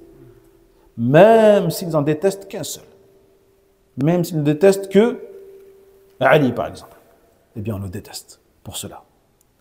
Même s'ils critiquent et rabaisse et déshonore seulement Aïcha radiyallahu anha, alors que c'est une femme, c'est pas un homme, on le déteste quand même, car tous les compagnons, hommes et femmes, on doit leur montrer du respect profond et un amour profond. Donc tant qu'il refusera de dire par exemple Muawiyah radiyallahu anhu ou Aïcha radiyallahu anha ou Omar radiyallahu anhu wa rahima, tant qu'il refusera de dire ça, on le détestera fillah, lillah tabarak wa ta'ala, en Allah et pour Allah jalla wa ala. Et il fera partie des innovateurs, qu'il le veuille ou pas, et il ne sortira de son innovation que lorsqu'il acceptera de dire radiyallahu anhum ajma'in ajma'in wa rahmatullah alayhim ajma'in wa hubbu as-sahaba alamat al-iman wa bughdhuhum alamat al-nifaq. ومن أطلق لسانا في الصحابة أو في بعضهم فهو مبتدع ضال وتفاوت الحكم على الأعيان. Donc l'amour des compagnons est un des marqueurs de la foi du croyant. Alors que la haine et le rejet du compagnon est un des marqueurs de l'hypocrite, de l'hypocrisie. Donc celui qui libère sa langue en critiquant, en détestant les sahaba, les compagnons, radiyallahu anhum, c'est un innovateur égaré. Et bien sûr, chacun, selon ou proportionnellement à son degré de haine et de mauvaises paroles à leur encontre. قال رحمه الله النفاق هو الكفر أن يكفر بالله ويعبد غيره ويظهر الإسلام في العلانية مثل المنافقين الذين كانوا على عهد رسول الله صلى الله عليه وسلم وقوله صلى الله عليه وسلم ثلاث من كنا فيه فهو منافق على تغليظ نرويها كما جاءت ولا نفسرها. 45e fondement, croire que l'hypocrisie majeure est une incroyance, bien sûr. C'est-à-dire le fait de mécroire en Allah et d'adorer autre que Allah tabaraka wa ta'ala et de montrer en apparence l'islam en public comme l'ont fait les hypocrites à l'époque du messager d'Allah sallallahu alayhi wa sallam. Ensuite, 46e fondement, la parole du prophète Mohammed sallallahu alayhi wa sallam qui a dit trois caractéristiques, si elles se trouvent chez une personne, c'est un hypocrite. C'est un hypocrite. Donc le hadith, on doit le mentionner comme tel et ne pas l'expliquer comme il dit ici Ahmed rahimahullah ta'ala, parce que l'objectif, l'intention du prophète sallallahu alayhi wa sallam, quand il a dit ça, était vraiment la dureté et la fermeté et la sévérité par rapport à ces trois défauts. فالنافق نوعان نافق اعتقادي ونافق نفاقا عمليا والنفاق الاعتقادي أن يظهر الإسلام يبطن الكفر فظاهره مسلم وباطنه كافر وقد أجمع أهل السنة والجماعة على أن هذا المنافق كافر بل من أخبث الكفار فإنه في الدرك الأسفل من النار كما قال سبحانه وتعالى وقد كان في زمن النبي صلى الله عليه وسلم منافقون نفاقا اعتقاديا. Donc il y a deux formes d'hypocrisie.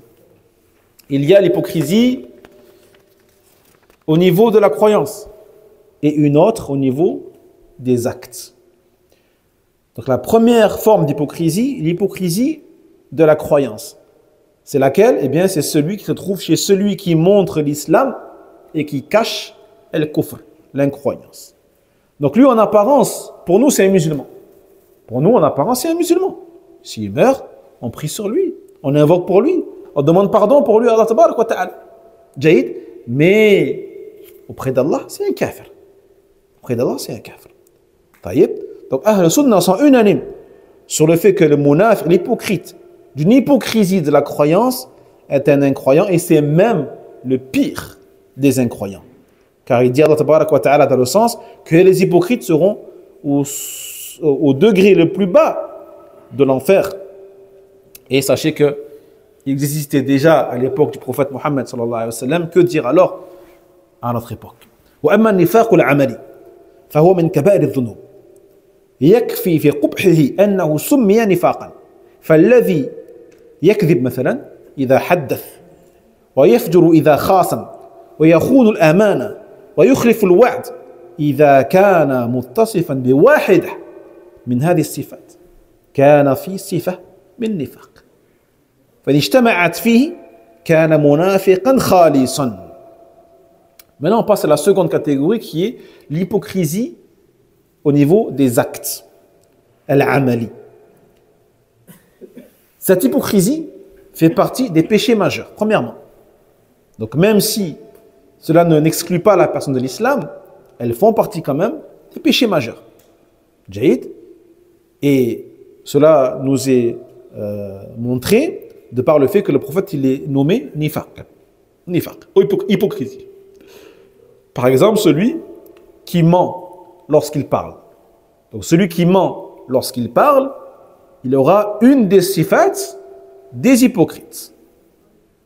Ou alors celui également qui s'écarte sciemment de la vérité lorsqu'il a un contentieux avec quelqu'un, un litige, devant le juge, le qadi. D'accord? Il est convoqué devant le juge et pour sortir innocent du jugement et du procès, qu'est-ce qu'il fait? Il ment ou il va témoigner des faux témoignages.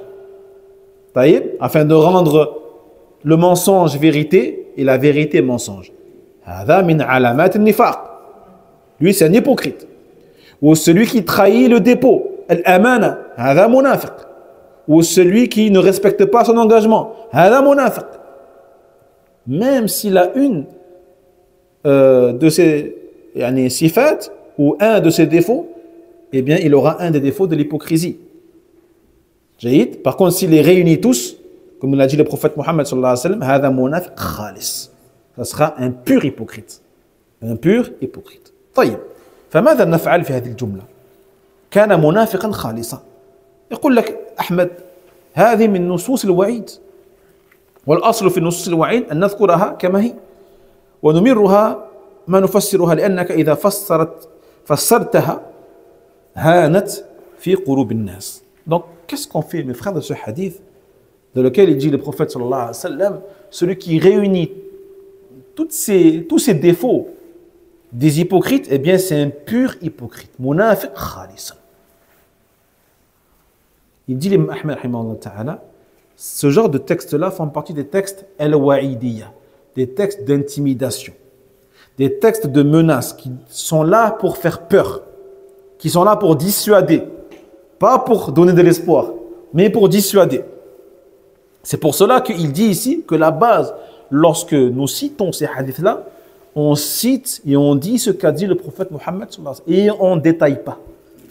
On ne dit pas que c'est de l'hypocrisie mineure qui n'exclut pas de l'islam. Parce que le but principal du hadith, c'est de dissuader et de réprimer ces choses-là. Donc on doit faire peur aux gens en leur disant ce qu'a dit le prophète sans rien ajouter, sans rien détailler. Ça c'est la base. Ça c'est la base. Non. Parce que si tu commences à détailler et à dire non mais en vrai c'est de l'hypocrisie mineure, eh bien qu'est-ce qu'ils ont tendance à faire les gens? À minimiser et à sous-estimer le danger de ces choses-là. فالنبي صلى الله عليه وسلم إنما أطلقها للتغليظ وزج الشديد فإن المسلم إذا سمع كان منافقا خالصا هذا يزجره أو يزجره عن هذا أن تجتمع هذه الصفات فيه. نصوص الوعيد الأصل فيها عند السلف أن تذكر كما هي وألا تفسر إلا عند الفتنة.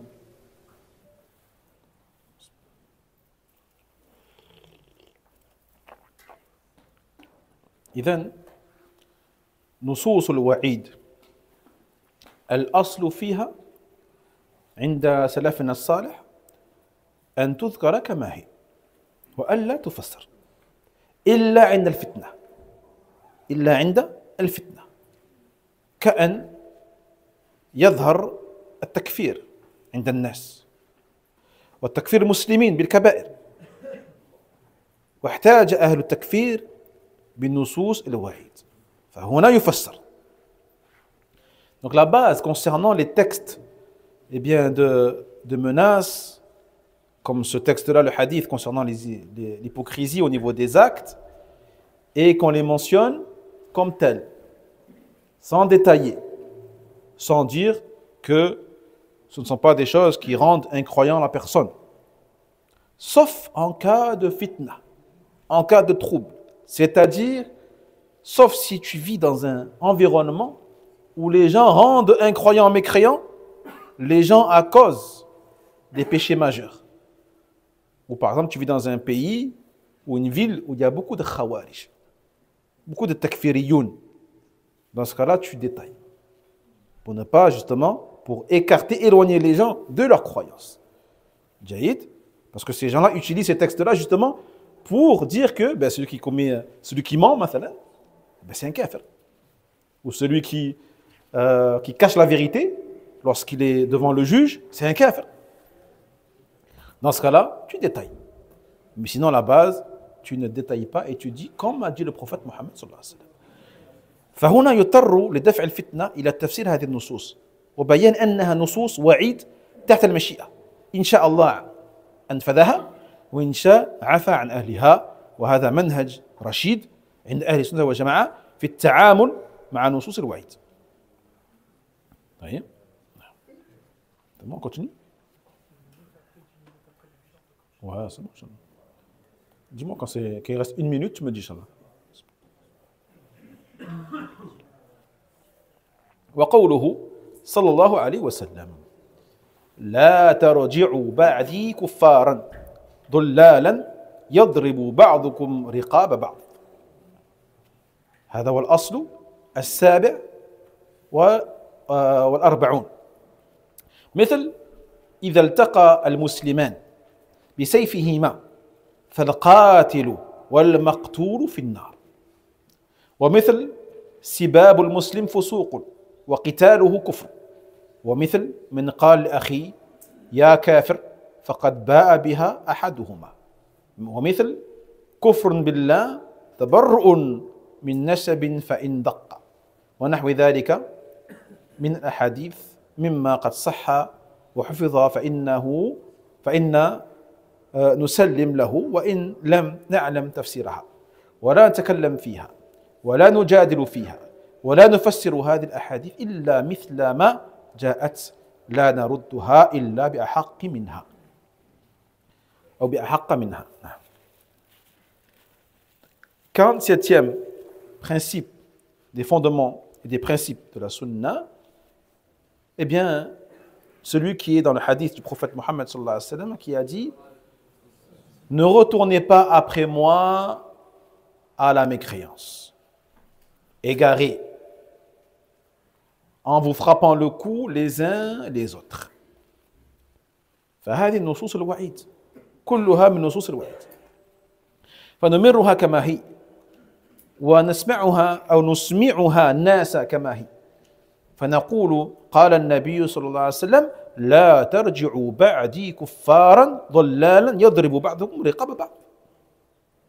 فالقتال بين المسلمين نورد عليه هذا الوعيد، لكن انتبهوا ما نفسرها بأنهم كفار مخلد في النار، ولا نفسرها بأنهم تحت المشيئة، لكن نقول قال النبي صلى الله عليه وسلم كذا وكذا لنحقق المقصود منها. وكذلك قول النبي صلى الله عليه وسلم قتاله كفر، وقول النبي صلى الله عليه وسلم من قال لأخي يا كافر فقد باء بها أحدهما. فهنا نمرها كما هي ونسمعها الناس كما هي، لا نفسرها بأحد طرفين ولا نردها إلا بمعارض أقوى منها، نفسرها إذ ذاك لأن نفسر بالنص بالنص، لكن الأصل عند أهل السنة والجماعة كما قلنا أن تمر على مسامع الناس كما هي حتى لا يضيع المقصود منها. فمتى تفسر؟ إذا كان هناك نص ظاهر أقوى منها أو وجدت فتنة فإن نفسرها لدفع الفتنة. Reste du temps encore. Donc tous ces textes, mes frères, tous les textes de Wa'id, où il dit le prophète sallallahu alayhi wa sallam, ne retournez pas après moi dans la mécréance, vous frappant les coups les uns, en vous tuant les uns les autres. Ou alors lorsqu'il dit le fait d'insulter le musulman est une perversité et le fait de le combattre est de la mécréance. Ou lorsqu'il dit celui qui dit à son frère oh kafir, eh bien le jugement retombe sur l'un des deux. Taïb, tous ces hadiths sont des hadiths qu'on appelle nusus wa'id, de menaces et d'intimidation qui sont destinés à dissuader, à faire peur. Donc la base, encore une fois, on a dit, lorsqu'on les rapporte, on les rapporte comme tels. On les rapporte comme tels, sans détailler. Sans détailler. Jaïd? Naam. Sauf si, comme on a dit, il y a d'autres textes qui viennent détailler cela de manière claire, ils sont plus forts, ou alors s'il y a une fitna qui touche la communauté, tel que le fitna des khawarij et des takfiriyoun, et autre que cela parmi les groupes égarés. فنواصل بعون الله تبارك وتعالى دروسنا وسنختم بإذن الله عز وجل شرح هذه الرسالة المباركة. فقال رحمه الله تعالى والجنة والنار والجنة والنار مخلوقتان كما جاء عن رسول الله صلى الله عليه وسلم دخلت الجنة فرأيت قصرا ورأيت الكوثر وطلعت في الجنة ورأيت أكثر أهلها كذا وطلعت في النار فرأيت كذا وكذا فمن زعم أنهم لم تخلقا فهو مكذب بالقرآن وأحاديث رسول الله صلى الله عليه وسلم ولا أحسبه يؤمن بالجنة والنار. Puis il dit, donc le 49e fondement, croire que le paradis et l'enfer sont deux créatures d'Allah tabarak wa ta'ala, comme cela a été dit par le prophète sallallahu alayhi wa sallam, qui a dit: je suis entré au paradis et j'ai vu un palais et j'ai vu El-Kawthar, le fleuve El-Kawthar, le fleuve du paradis, et j'ai vu d'en haut tala'tu fil jannah, et j'ai vu que la majorité des gens du paradis sont tels et tels. Puis j'ai vu d'en haut l'enfer, et j'ai vu ceci et cela en enfer. Jahid. Donc tous ceux qui prétendent que le paradis et l'enfer, eh bien, n'ont pas encore été créés, eh bien, ils auront démenti le Coran et les hadiths du messager d'Allah sallallahu alayhi wa sallam, et il dit: Ahmed, je ne le considère pas comme étant quelqu'un qui croit au paradis et à l'enfer. Donc celui qui veut croire au paradis et à l'enfer, il doit croire que ces deux-là sont des créatures d'Allah et qui sont actuellement créés et qui existent à l'heure actuelle. من أصول أهل السنة والجماعة إذن أنهم يؤمنون بالجنة والنار وأن لأهل الجنة أهلها ولأهل النار أهلها وذلك كائن لا محالة. ولا يقول أهل السنة والجماعة إنه يمكن أن يدخل الله الناس كلهم الجنة، هذا قول ضال، بل نقول الجنة حق وسيدخل أهل الجنة الجنة، والنار حق وسيدخله أي سيدخلها النار أهل النار، وأن من أهل النار من يدخل النار ابتداء ثم يخرج منها، وهؤلاء عصاة الموحدين الذين عصوا الله تبارك وتعالى ولم يشاء إلا أن يعفو عنهم، ومنهم من يدخلها ولا يخرج منها أبدا ولا يخفف عنه العذاب والعياذ بالله، بل هو ماكث فيها ولا يزيد الله إلا عذابا، وهؤلاء أهل الكفر والنفاق. ويعتقد أهل السنة والجماعة أن الجنة والنار مخلوقتان، فإن النبي صلى الله عليه وسلم أخبر أنه قد دخل الجنة ورأى بعض نعيمها وأخبر عن رؤيته بعض أنواع العذاب، وهذا يدل على أنها مخلوقة. Donc fait partie des grands fondements des gens de la sunna et de l'union sur la vérité, bien sûr le fait de croire au paradis et en enfer. Le fait de croire au paradis et en enfer. Et que le paradis est réservé à certaines personnes et que l'enfer est réservé à certaines personnes. Cette croyance, elle est obligatoire. Elle est obligatoire. Celui qui dit que l'enfer n'existe pas ou que le paradis n'existe pas, il ne sera pas croyant tant qu'il n'y croira pas. Ahl Sunnah, ils disent également qu'il est possible qu'Allah tabarak wa ta'ala, plutôt, ils disent qu'il n'est pas possible qu'Allah subhanahu wa ta'ala fasse entrer tout le monde au paradis. Celui qui dit, comme certains disent, on ira tous au paradis, هذا كافر. هذا كافر. يعني, au paradis, rentreront dedans certaines personnes et pas d'autres. Donc celui qui dit que tout le monde ira au paradis, c'est un égaré. C'est un égaré. Au contraire, il doit dire que le paradis est une vérité et que seuls les gens du paradis pourront y entrer. Et également, il doit croire que l'enfer est une vérité. Et que seuls entreront en enfer ceux pour qui Allah tabarak wa ta'ala décidera de les mettre. Mais beaucoup de créatures n'iront pas en enfer, tels que les prophètes et les messagers alayhimu salatu wassalam. Jahid. Et parmi les gens de l'enfer, on doit croire que certains y entreront puis en ressortiront, et ceux-là sont les monothéistes, ceux qui ont désobéi à Allah tabarak wa ta'ala mais qui sont morts sur le tawhid. et qu'Allah tabarak wa ta'ala n'a pas donc voulu leur pardonner, donc Allah les mettra en enfer pour les en faire sortir par la suite. Et on doit croire que parmi les gens de l'enfer, certains ils n'en sortiront jamais et que leur châtiment ne sera jamais allégé. Au contraire, ils y resteront pour l'éternité et Allah tabarak wa ta'ala ne fera qu'accroître leur châtiment. Et ceux-là sont les gens qui sont morts sur l'incroyance et l'hypocrisie majeure. Qu'Allah nous préserve de cela. Donc Ahl Sunnah croit que le paradis et l'enfer sont deux créations, deux créatures d'Allah tabarak wa ta'ala, comme le prophète sallallahu alayhi wa sallam nous a informé à leur sujet lorsqu'il dit qu'il est rentré au paradis et qu'il a vu les délices, certains délices du paradis, et qu'il a informé également de l'enfer, et qu'il a vu certains châtiments de l'enfer. Donc cela nous montre que ces deux-là, ces deux créatures-là existent déjà, comme ils existaient à l'époque du prophète Mohammed sallallahu alayhi wa sallam. فقال رحمه الله من مات من أهل القبلة موحدا يصلى عليه ويستغفر له ولا يحجب عنه الاستغفار ولا تترك صلاة عليه لذنب أذنبه صغيرا كان أو كبيرا فأمره إلى الله جل وعلا. Puis, 50e et dernier fondement des gens de la Sunna est de croire que celui qui meurt en étant parmi Ahl al-Qibla, les musulmans, qui, lorsqu'ils prient, se dirigent vers al-Qibla, vers al-Kaaba. En tant que monothéiste, eh bien, on prie sur lui et on demande pardon pour lui.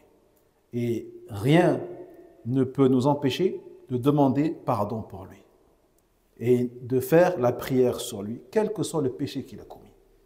Même s'il a commis l'un des pires péchés, tels que le meurtre, tels que la fornication, ou autre que cela, parmi les péchés capitaux qui sont graves. Tant qu'il est mort sur Tawhid. Tant qu'il est mort sur Tawhid. Jahid. Et le reste, bien sûr, revient à Allah tabaraka wa ta'ala. On a dit, si Allah le veut, il le pardonne. Si Allah le veut, il le châtie. ومن مات من أهل القبلة موحدا مصليا. انتبهوا لاحظوا قول الشيخ من مات موحدا مصليا. عرفنا أن المؤمن هو الذي ينطق بشهادتين ما دام قادرا ويعتقد اعتقادا جازما من أعمال القلوب ويصلي على الراجح باعتبار الصلاة هي العمل المصدق من أعمال الجوارح. فمن مات موحدا مصليا فإن نصلي عليه ونستغفر له ونكفنه والقيام بهذا فرض كفاية. Donc celui qui meurt en étant musulman, monothéiste et en tant que prieur. D'accord? Vous vous rappelez la parole et la vie de Cheikh.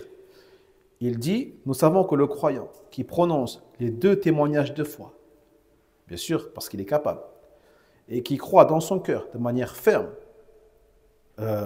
avec véracité, et donc qui fait des actions du cœur, telles que l'espoir, la peur, la crainte, la confiance en Allah tabaraka wa ta'ala, et qui prie, conformément à l'avis le plus correct, comme il a dit le Cheikh, par rapport au fait que la prière, c'est l'acte, le seul acte qui est nécessaire pour rendre concret ou concrète la foi de la personne parmi les actes des membres. Donc s'il meurt en étant comme ça, dans cet état-là, on prie sur lui, on demande pardon pour lui, on l'enveloppe dans le linceul, et cela est une obligation qu'on appelle fardhu kifaya. Est une obligation générale, dans le sens où si personne ne fait cela, on sera tous pécheurs. Il y a ceux qui étaient au courant de sa mort et qui n'ont rien fait pour prier sur lui, le laver, l'enterrer, l'envelopper dans un linceul, ils seront tous pécheurs. Et s'il y en a un groupe qui le fait, eh bien ça décharge tous les autres. هذا هو فرض كفاية. ولا يمنع ذنبه حقه. لكن قال العلماء من كان ذنبه عظيما كأهل البدع وأهل الكبائر كالمنتحر فإنه لا يظهر الاستغفار له أمام الناس. وإن كان الإنسان يستغفر له في النفس في صلاته يستغفر له ما دام أنه ما أتى بناقض ينقض إسلامه لكن يظهر الاستغفار له تعظيما لشأن البدعة وزجرا لغيره من أن يفعل مثل فعله ولا يصلي عليه أهل المكان وإنما يصلي عليه عوام الناس عوام المسلمين. طيب. Donc rien ne peut empêcher que les droits des musulmans qui sont morts sur l'islam d'être respectés. Aucun péché, si ce n'est bien sûr les péchés qui excluent de l'islam.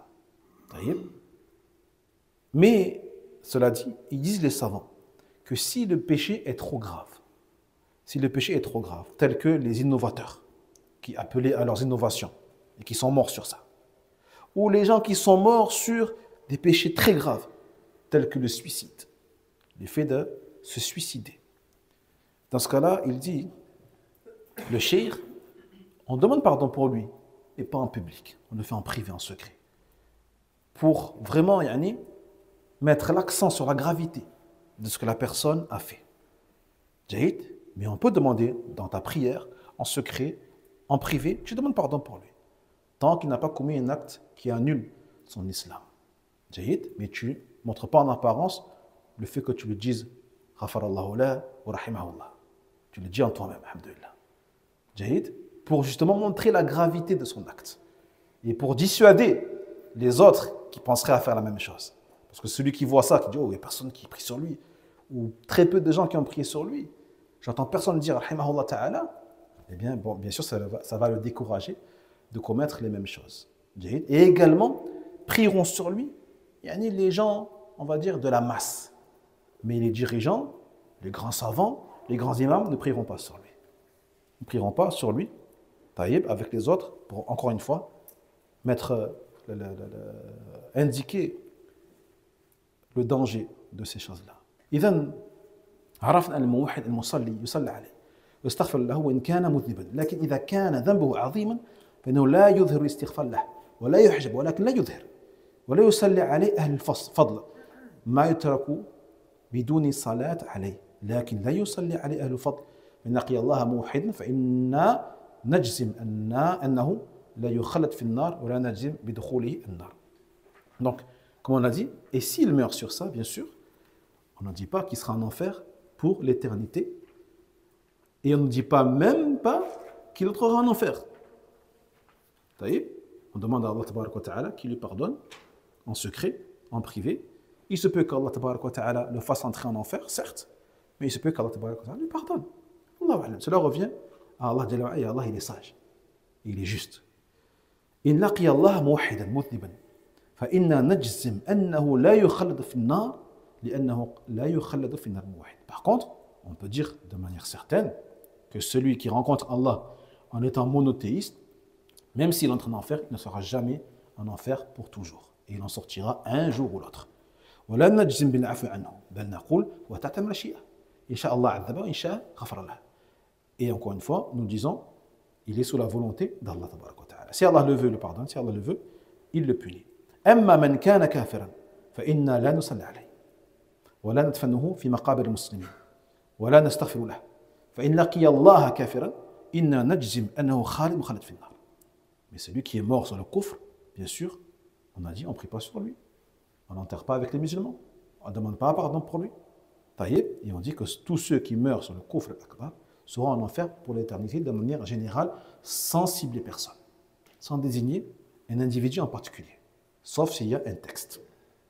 أما المنافق فإن نعامله في الدنيا بظاهره نجزم أن الله يعامله بباطنه ففي الدنيا نعامله بظاهره فنغسله ونكفنه ونصلي عليه ونستغفر له ما دمنا لم نعلم أنه منافق. Quant aux hypocrites, bien sûr, on a d'autres possibilités que de le juger selon son apparence.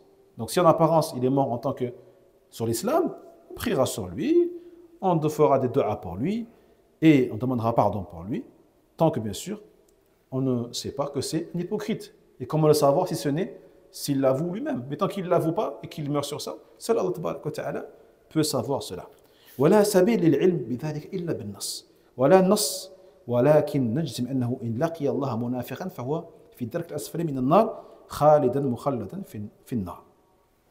Donc, encore une fois, rien ne peut nous indiquer que c'était un hypocrite si ce n'est un texte coranique ou un hadith, car hormis cela, on n'a aucun moyen de le savoir, mais on doit avoir la croyance que celui qui meurt comme cela, en tant qu'hypocrite, d'une hypocrisie majeure de croyance, il sera au plus bas fond de l'enfer, qu'Allah nous en préserve.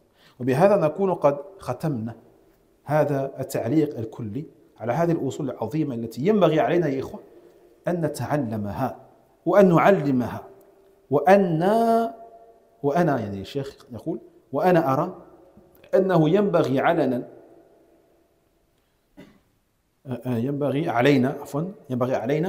أن نعلم أهل بيوتنا هذه الأصول بارك الله فيكم ونقرأها عليهم لأنها أصول عظيمة هي أصول أهل السنة والجماعة ومن عرفها صارت عنده بصيرة في معرفة أهل البدع وينكشف عنده أهل البدع ولا يغره أهل البدع.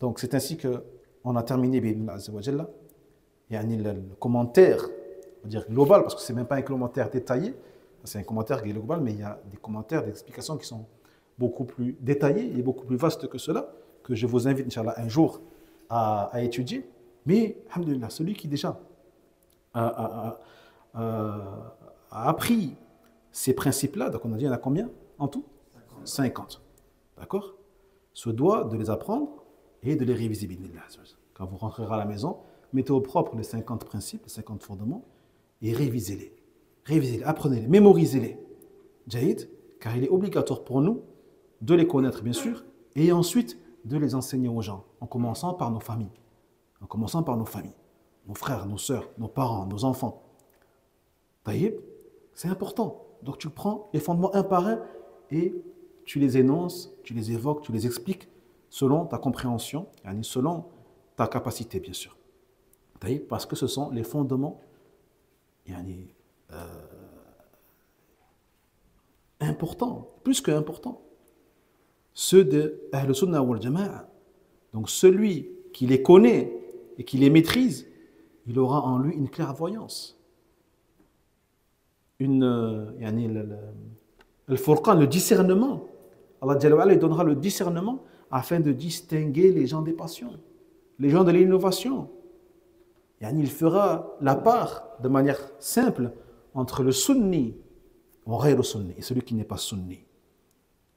Et il ne se fera pas tromper ou leurrer par les gens de l'innovation. فقال الشيخ أسأل الله عز وجل بأسمائه الحسنى وصفة العلى يتقبل منا ما قدمنا ويغفر لنا أجمعين يجعلنا هداة مهتدين مفاتيح للخير مغالق للشر الله تعالى أعلى وأعلم وصلى الله على نبينا وسلم. Donc dit le Cheikh, on demande à Allah par ses plus beaux noms et ses attributs les plus sublimes d'accepter ce que nous avons fait comme bonnes actions, de nous pardonner tous et de faire de nous des guides bien guidés et des clés du bien et des verrous du mal. Allah Ta'ala est le plus savant et le plus haut et qu'il fasse les éloges de notre prophète Mohammed sallallahu alayhi wa sallam et qu'il le préserve. Donc n'oubliez pas de faire des doigts pour le cheikh également, le cheikh Salman al-Rahayli, hafidhahullah ta'ala, qu'Allah le préserve ainsi qu'à sa famille et ses proches, qu'Allah pardonne à l'imam Ahmed rahimahullah ta'ala et le mette parmi les gens du paradis. Et également je remercie donc tous les frères parmi vous qui ont répondu présents à cette dawra qu'on espère bénéfique bi'idhnillah azza wa jal. Je remercie le frère Daoud et tous les frères qui ont pu organiser cette dawra et également les responsables de la mosquée Masjid Salam de Liège.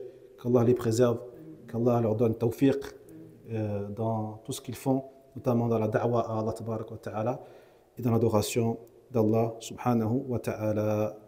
فأسأل الله جل وعلا أن يحيينا على التوحيد والسنة وعلى مفارقة الشرك والبدعة والله تعالى أعلى وأعلم وسبحانك اللهم وبحمدك أشهد أن لا إله إلا أنت أستغفرك وأتوب إليك بارك الله فيكم. وينجي الله الذين اتقوا بمفازتهم لا يمسهم السوء ولا هم يحزنون.